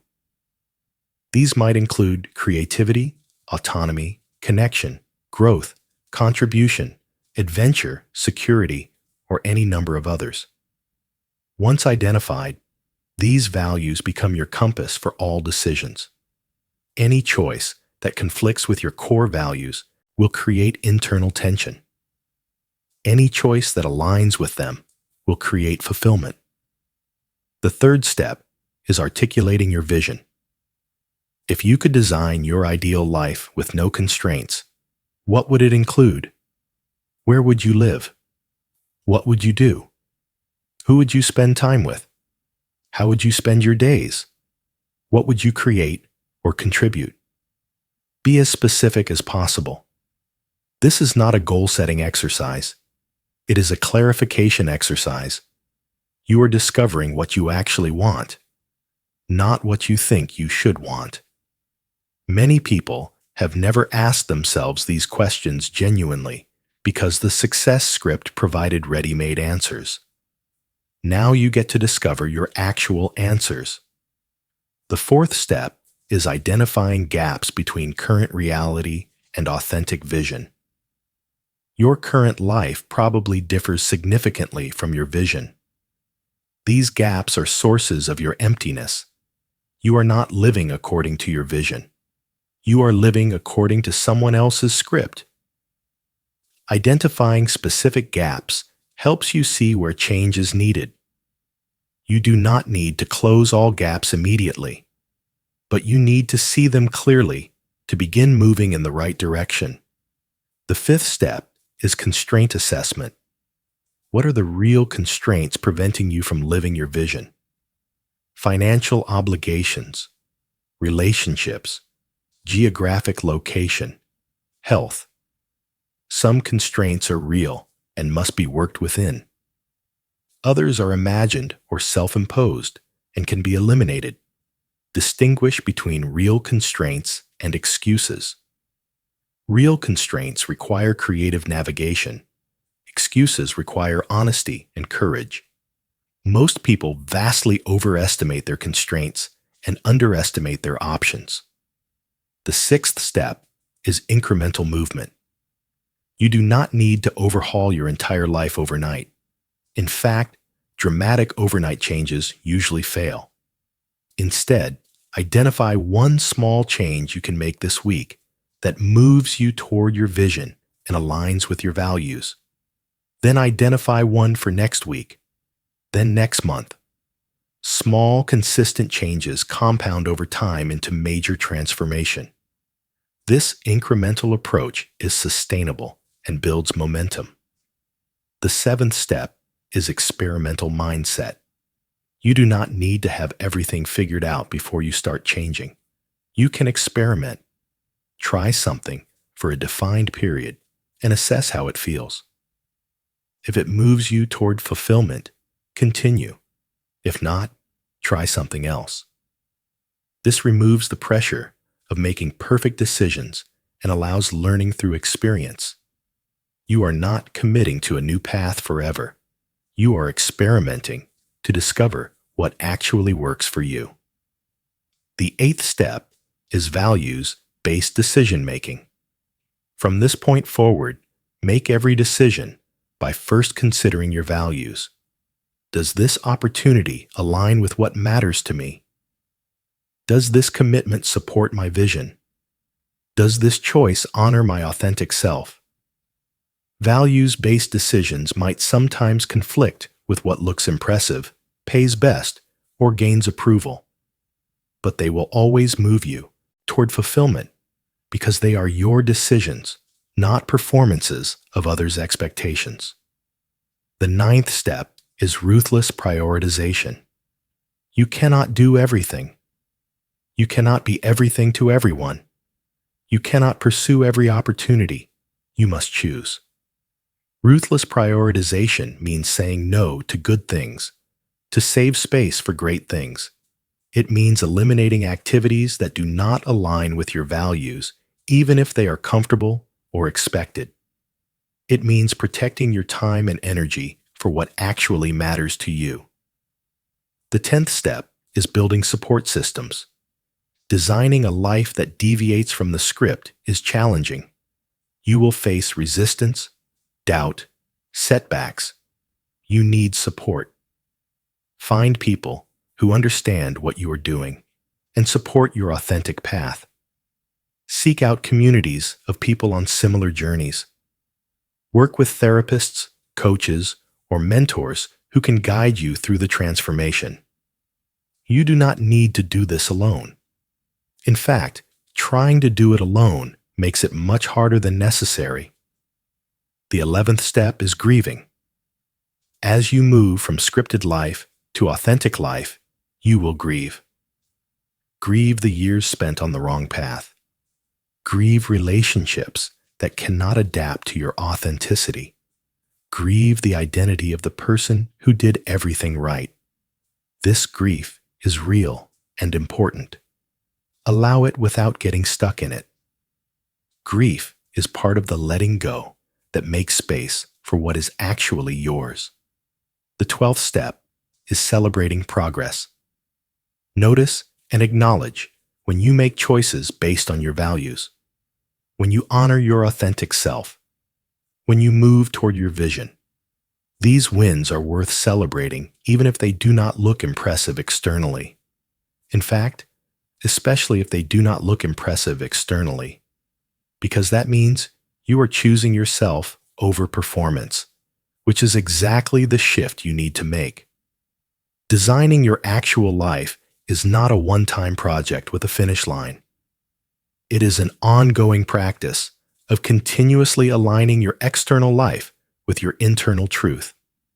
Your values might evolve. Your vision might refine. Your constraints might change. This means your life design must adapt. But the core practice remains the same. Know yourself. Honor yourself. Choose yourself. Build a life that is actually yours. This is the antidote to the emptiness created by living someone else's definition of success. This is how you move from doing everything right for others to doing what is right for you. Chapter 12. The Transformation Timeline. People experiencing emptiness, despite success, often want to know how long transformation takes. This chapter provides realistic expectations about the timeline from acknowledging emptiness to experiencing fulfillment. The uncomfortable truth is that transformation is not fast. The success script was installed over decades. Your identity was built over years. Your life was constructed through thousands of choices. Deconstructing and rebuilding all of this takes time. Expecting quick fixes guarantees disappointment. But understanding the general timeline helps you be patient with the process and persistent through the difficult middle. Phase 1 is awareness. typically lasting weeks to a few months. This is when you first acknowledge your emptiness, begin understanding its sources, and start recognizing the gap between your external success and internal experience. This phase is destabilizing. You cannot go back to unconscious performance, but you have not yet built anything new. You know something is wrong, but do not know how to fix it. This is deeply uncomfortable, but necessary. You cannot change what you do not see clearly. Phase 2 is exploration, typically lasting several months to a year. This is when you clarify your authentic values, discover what actually interests you, experiment with different approaches, and begin defining your vision. This phase involves a lot of trial and error. You try things that do not work. You discover preferences you did not know you had. You learn through experience what aligns with you and what does not. Progress is not linear. Some experiments succeed, others fail. All provide information. Phase 3 is transition, typically lasting 1 to 3 years. This is when you begin making concrete changes, adjusting your career, reshaping relationships, restructuring finances, reallocating time. These changes are hard. They often require sacrifice. They definitely require courage. You will face resistance from others and doubt from yourself. This phase is the most difficult because you are in the messy middle. You have left the security of the old life, but have not yet arrived at the stability of the new life. Many people quit here because it is so uncomfortable. But pushing through this phase is essential. Phase 4 is integration, typically lasting a year or more. This is when your new choices become your new normal. The life you are building starts to feel natural rather than effortful. Your new values guide decisions automatically. Your authentic self-expression becomes easier. The relationships that survive transition deepen. New relationships form with people attracted to your authentic self. Financial adjustments settle. This phase still includes challenges, but they are challenges of refinement rather than fundamental change. Phase 5 is embodiment, ongoing forever. This is when living authentically becomes who you are rather than what you practice. You have internalized the values, built the life, and integrated the authentic self to such an extent that you cannot imagine living any other way.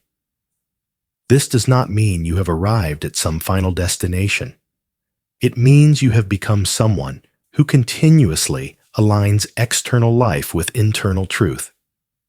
The practice continues, but it has become natural. This timeline totals 3 to 5 years from first acknowledging emptiness to fully embodying authentic life. Some people move faster, some slower, depending on their circumstances, constraints, and commitment. But expecting transformation in weeks or months sets unrealistic expectations that lead to premature quitting. This is long-term work. It requires sustained commitment through uncomfortable phases. Understanding this timeline helps in several ways. First, it prevents discouragement. When you are 6 months into exploration and still feeling lost, you are not failing. You are exactly on schedule. When you are 2 years into transition and still struggling, you are not stuck. You are in the difficult middle that everyone must pass through. Knowing where you are in the timeline helps you persist rather than quit.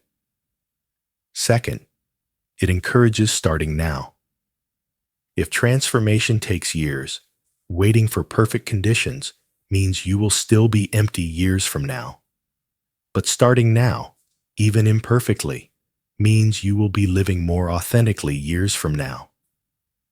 The time will pass either way. You can spend it waiting or spend it transforming. Starting now is always the right choice. Third, it reframes setbacks. If you are expecting linear progress, every setback feels like failure. But transformation is not linear. There will be steps backward, plateau periods, times when you doubt everything. These are part of the process, not deviations from it. Knowing this helps you stay the course when the path gets rough. Fourth, it manages others' expectations. When people ask why you are making changes, you can explain, this is a multi-year transformation, not a whim. This helps them understand you are serious and gives them time to adjust to the new you. Some relationships will not survive the timeline. That is information. Relationships that demand you stay the same forever are not healthy relationships. The transformation timeline also includes recognizing that different areas shift at different rates. Your internal sense of identity might shift before your external circumstances. Or you might change jobs before your internal validation is fully developed. You might restructure finances while still working on authentic relationships. This is normal. Transformation is not one thing. It is many interconnected changes happening at different paces. Trust that all the pieces are moving, even when progress in one area seems stalled. Also, understand that transformation is not about reaching a final state where everything is perfect. It is about moving from a life that does not fit you toward a life that increasingly does. The direction matters more than the destination.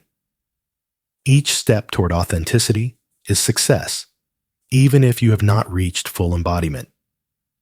Each choice based on your values is progress, even if you still make some choices based on old patterns. Movement matters. Direction matters. Perfection does not exist. Finally, recognize that this timeline assumes consistent effort. If you acknowledge emptiness, then do nothing about it, transformation will not happen. If you start exploring, then quit when it gets uncomfortable. You stay stuck. If you begin transition, then retreat back to safety. You waste the effort invested. The timeline requires consistent, sustained commitment through all the phases. This does not mean perfect execution. It means showing up repeatedly, even imperfectly, to do the work of building your authentic life. The years will pass whether you transform or not.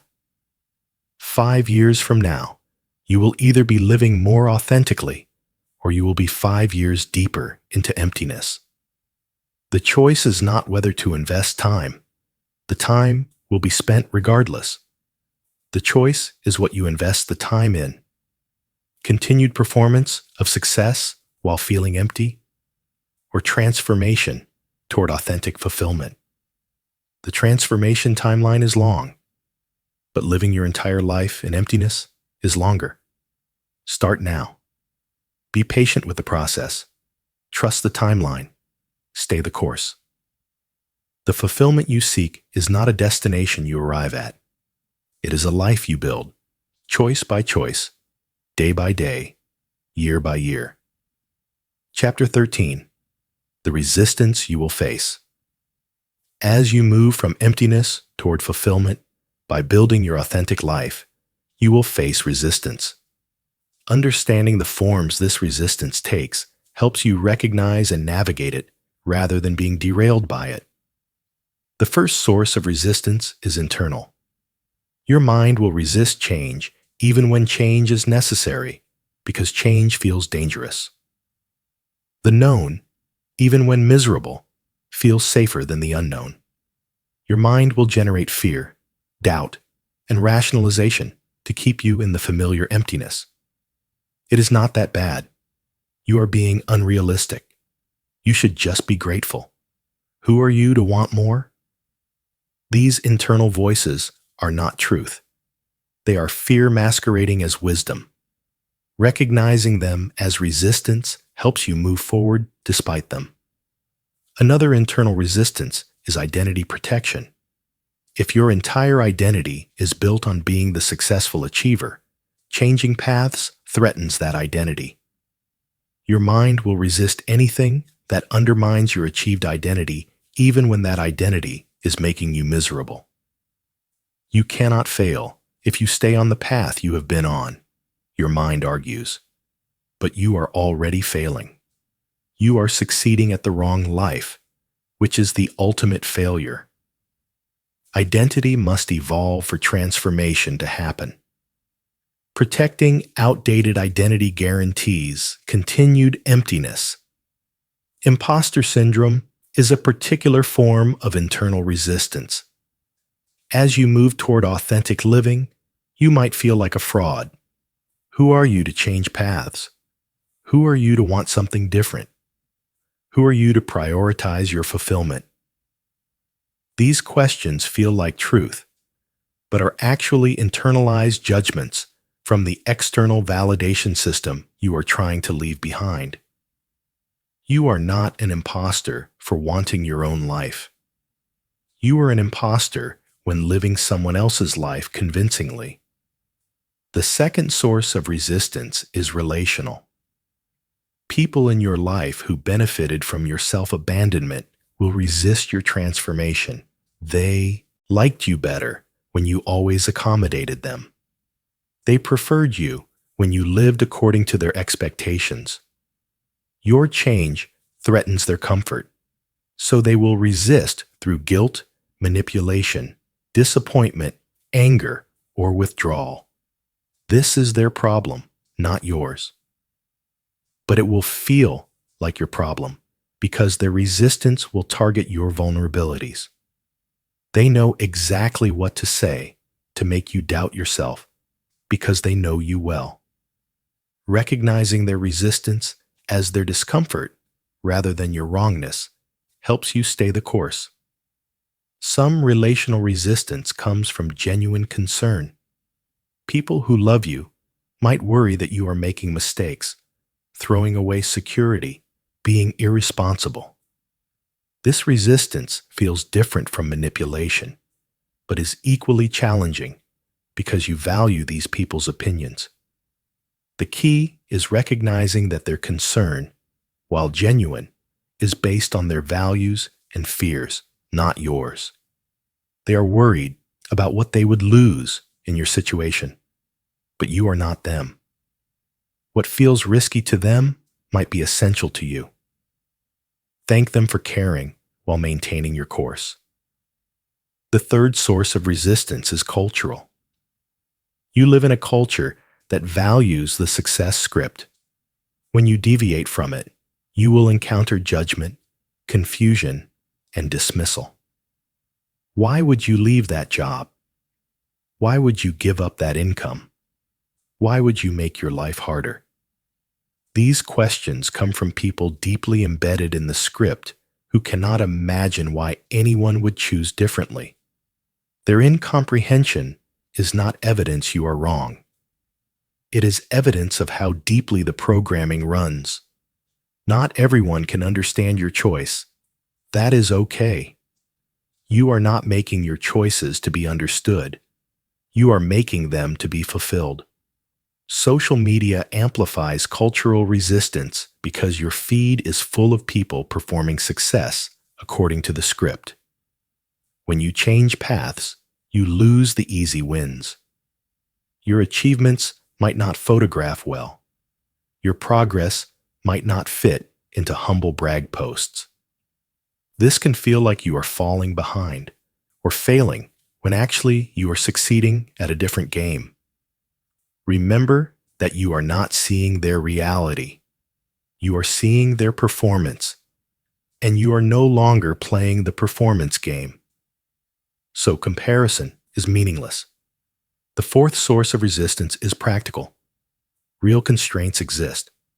Financial obligations, dependence, health needs, geographic limitations. These practical resistances cannot be dismissed or reasoned away. They must be acknowledged and worked within. But do not use practical constraints as excuses for complete inaction. Within any set of constraints, options exist.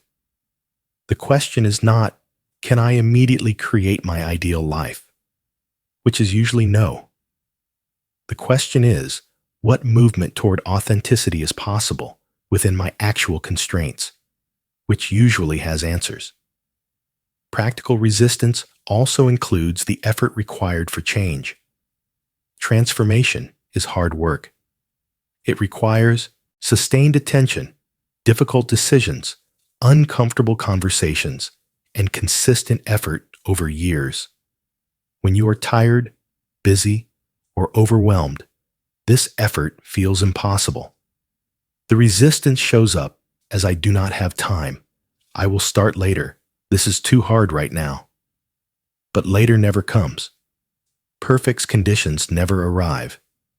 If you wait for easy, you will wait forever. The effort is required. The only question is whether you are willing to invest it. The fifth source of resistance is grief.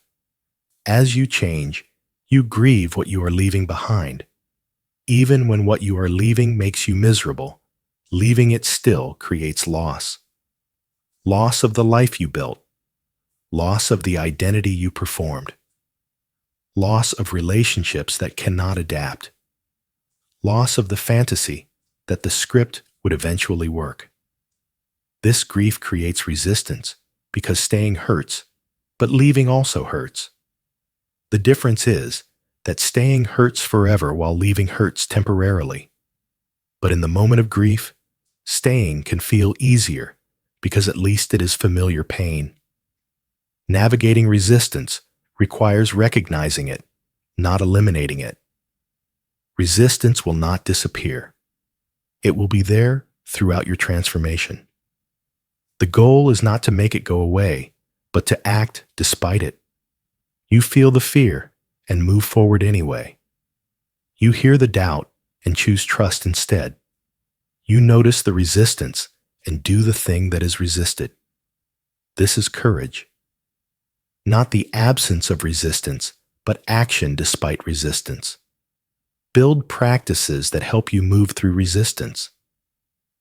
When internal voices say, "You cannot do this," have a counterstatement ready.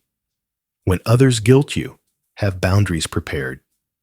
When cultural judgment feels overwhelming, have your own values clearly articulated to ground you. When practical constraints feel impossible, have small next steps identified. When grief arises, have space to feel it without letting it stop you. These practices are not armor against resistance. They are tools for moving through it. Remember that resistance is actually confirmation you are on the right path. If changing your life was easy and comfortable, you would have done it already. The resistance means you are doing something significant, something that matters, something that challenges the status quo. This is good. Easy changes do not create transformation. Hard changes do. The resistance is not a sign you are wrong. It is a sign you are onto something real. The people who transform from emptiness to fulfillment are not people who avoid resistance. They are people who face it, feel it, and move forward anyway. They are not braver or stronger. They are simply more committed to their own fulfillment than to others' comfort. They are willing to disappoint others to honor themselves. They are willing to face uncertainty to escape emptiness. They are willing to do hard things to build a life that is actually theirs. This willingness is what you are building. Not the absence of resistance, but the capacity to persist through it. Chapter 14. Redefining Success on Your Terms. The final shift required to move from emptiness to fulfillment is redefining what success means to you. The success script provided a clear definition: certain career, certain income, certain lifestyle, certain status. Your emptiness is evidence that this definition does not work for you. Creating your own definition is essential for sustainable fulfillment. Success on your terms starts with rejecting one-size-fits-all metrics. There is no universal definition of success. What creates fulfillment for one person creates emptiness for another. The career that is a dream for someone else might be a prison for you. The lifestyle that looks perfect in media might feel completely wrong in reality. You must define success based on your unique values, preferences, and authentic self, not based on generic cultural standards. Your definition of success must prioritize internal states over external circumstances. Traditional success focuses on what you have, what you achieve, what you accumulate. But these external metrics do not predict happiness or fulfillment. Your success definition should focus on how you feel, how aligned your life is with your values, how authentic your daily experience is, how meaningful your activities are. Success is not a destination you reach through achievement. It is a way of living characterized by alignment, meaning, autonomy, and authenticity. Redefine success as a life that fits you rather than a life that impresses others. Success is not about having the most prestigious career.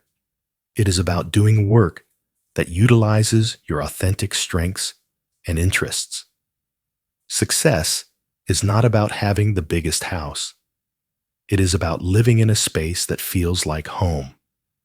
Success is not about having the most impressive social media presence. It is about having relationships based on genuine connection. This redefinition is radical because it removes the comparative element. You are not measuring yourself against others. You are measuring yourself against your own values and vision. Include process goals in your success definition, not just outcome goals. Traditional success is entirely outcome-focused. Make X dollars, reach Y title, achieve Z status. But outcomes are only partially within your control. And, as discussed, do not create lasting fulfillment. Process goals focus on how you want to show up, regardless of outcomes. Living according to your values, acting with integrity, choosing authenticity over performance, making decisions that honor yourself. These processes are entirely within your control and create fulfillment directly.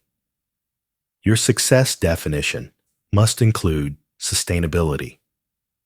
Traditional success often comes at the cost of health, relationships, well-being.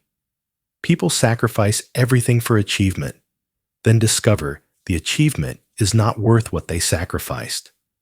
Success on your terms includes maintaining your health, nurturing important relationships, sustaining energy, and protecting well-being. Success that destroys you is not success. It is self-destruction disguised as achievement. Redefine failure as well. Traditional definitions frame any deviation from the script as failure. But actually, the real failure is spending your life living someone else's dreams.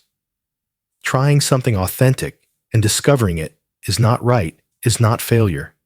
It is learning. Changing paths when something is not working is not failure. It is wisdom. What others see as failure might be your greatest success if it moves you toward authenticity. Redefining failure liberates you from the fear that prevents experimentation and change. Your success definition should evolve.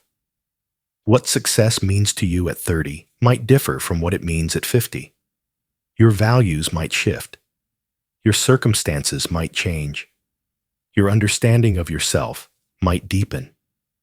Do not lock into one definition forever. Periodically revisit and refine your definition to ensure it still fits who you are becoming. Success is not a fixed target. It is a dynamic alignment between your life and your evolving authentic self. Make your success definition explicit. Write it down. Articulate it clearly. When you have a clear definition, you can make decisions by asking, does this choice support my definition of success? Without a clear definition, you will default to cultural definitions, which is what created your emptiness in the first place. Your explicit definition becomes your decision-making compass. Share your definition only with people who can understand and support it. Most people will not understand because they are still operating from traditional definitions. Sharing your redefined success with people attached to traditional success will result in judgment, confusion, or attempts to talk you out of it. Share selectively with people who get it. Their understanding and support helps you maintain your definition when external pressure to revert to traditional definitions is strong. Recognize that success on your terms might look like failure to others. You might earn less, have a less prestigious title, live more simply, or make choices that seem risky or impractical to others. Their assessment of your life as failing might be evidence you are succeeding at your own definition. The whole point is that your definition differs from theirs. So their judgment is expected and irrelevant. You are not living for their approval anymore. You are living for your fulfillment. Celebrate success according to your definition. When you make a choice that honors your values, celebrate it even if no one else thinks it is impressive. When you create alignment between your life and your authentic self, acknowledge it even if it does not translate to social media. When you experience moments of genuine fulfillment, savor them even if they came from sources traditional success dismisses as unimportant.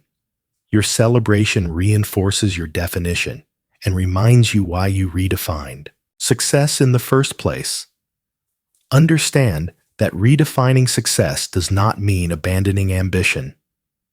It means directing ambition toward what actually matters to you. You can be incredibly ambitious about living authentically, creating meaning, building genuine connection, expressing your gifts, contributing to what you value.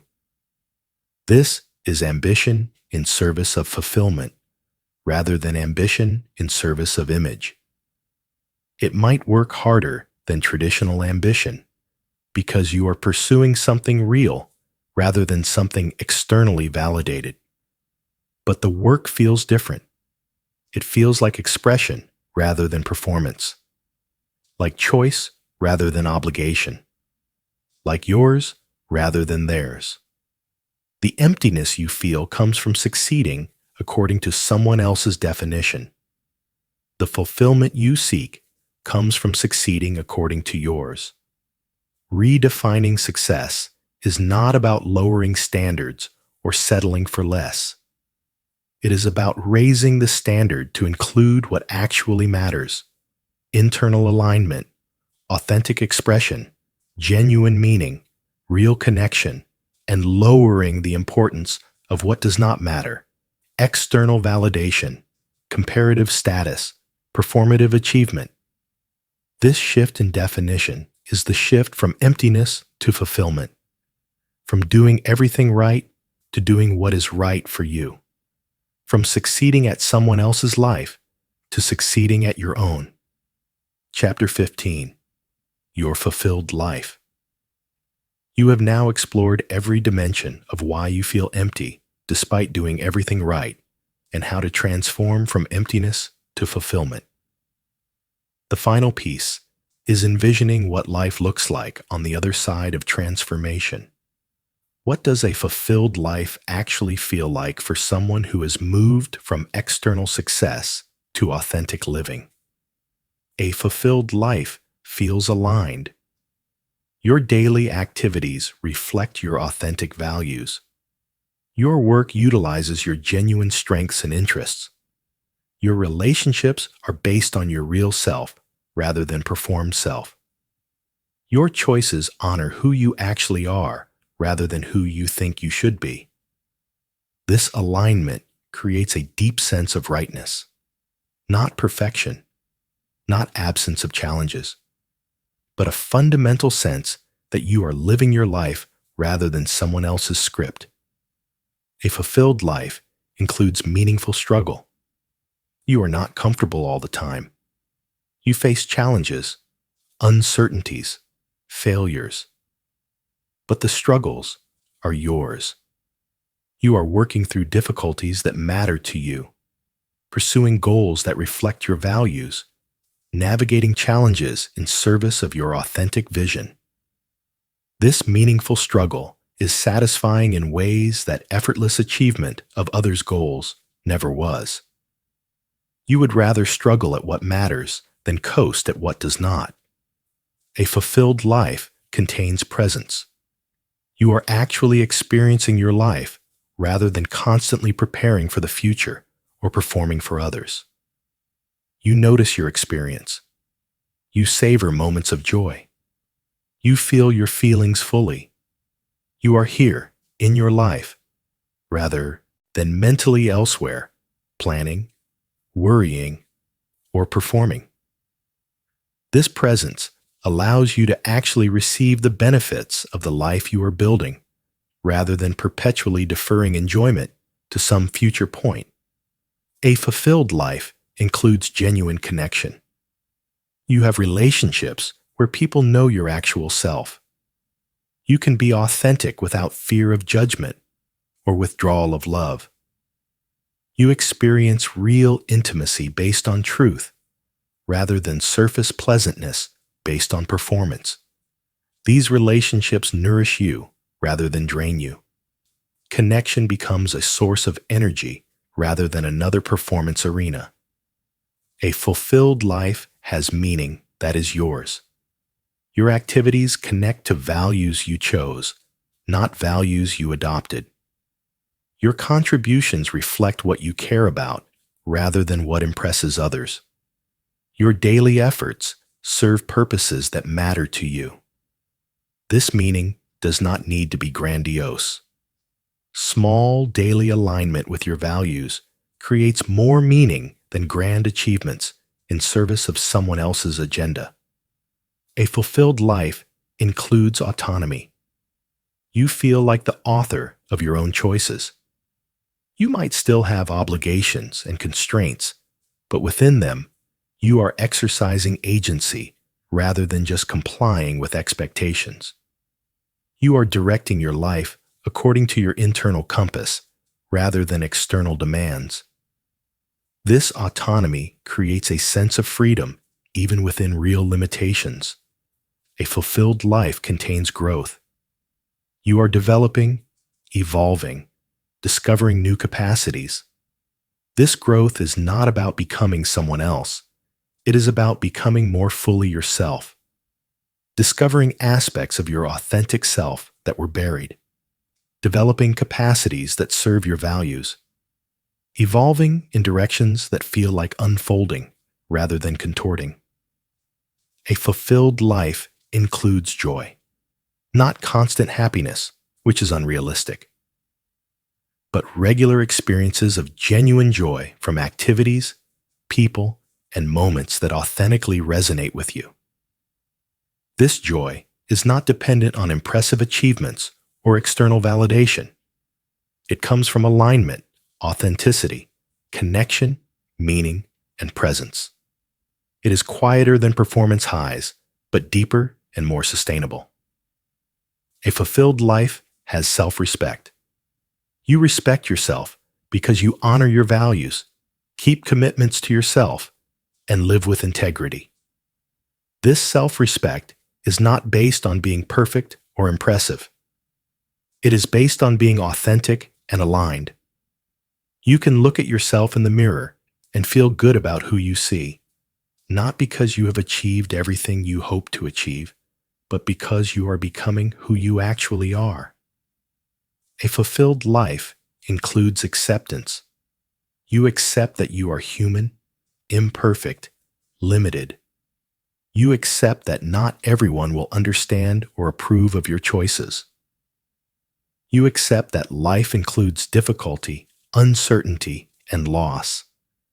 This acceptance reduces suffering because you are not constantly fighting reality. You can work to improve your circumstances while accepting what is. This paradox of acceptance and effort creates peace in the midst of striving. A fulfilled life looks different for everyone because everyone's authentic self is unique.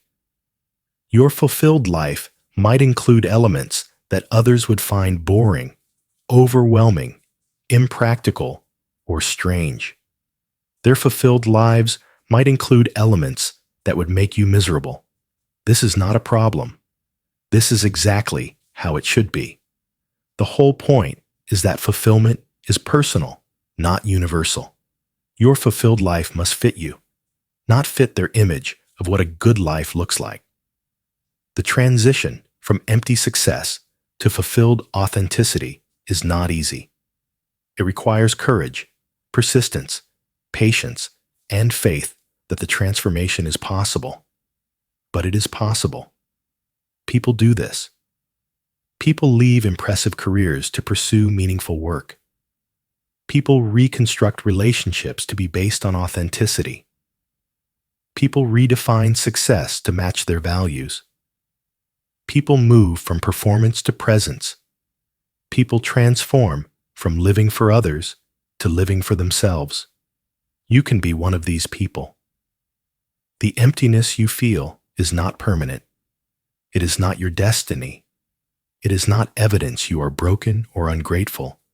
It is a message from your authentic self that you have drifted too far from who you actually are, that you have been living according to a script that does not fit you, that you need to make changes. This message, painful as it is a gift. Many people never receive it clearly enough to act on it. They spend their entire lives in quiet desperation, sensing something is wrong, but never quite acknowledging it clearly enough to change course. You receive the message. You acknowledge the emptiness. You understand the sources. You know what needs to change. Now comes the most important part. Action. Understanding without action changes nothing. You can know everything in this audiobook and still feel empty if you do not actually do the work of transformation. Reading or listening is not transformation. It is preparation for transformation. Transformation happens through choice and action, day by day, decision by decision, slowly building a life that is actually yours. Start today. Start now. Do not wait for perfect conditions, complete clarity, or others' approval. Start with one small choice that honors your authentic self, one boundary set, one value honored, one authentic expression, one step toward your vision. Then tomorrow, another small choice. Then the next day, another. These choices compound. Small, daily decisions to choose yourself rather than performance add up to major life transformation over time. The journey from emptiness to fulfillment is not quick or easy, but it is possible, and it is worth it. On the other side of the transformation is a life that feels as good from the inside as it looks from the outside. A life that is genuinely yours. A life where success and fulfillment are the same thing, because success is defined by you rather than by cultural scripts. A life where doing everything right means doing what is right for you. You did everything right according to their rules and felt empty. Now it is time to do what is right according to your truth and discover fulfillment. Your authentic life is waiting. You are the only one who can claim it. And the time to start is now.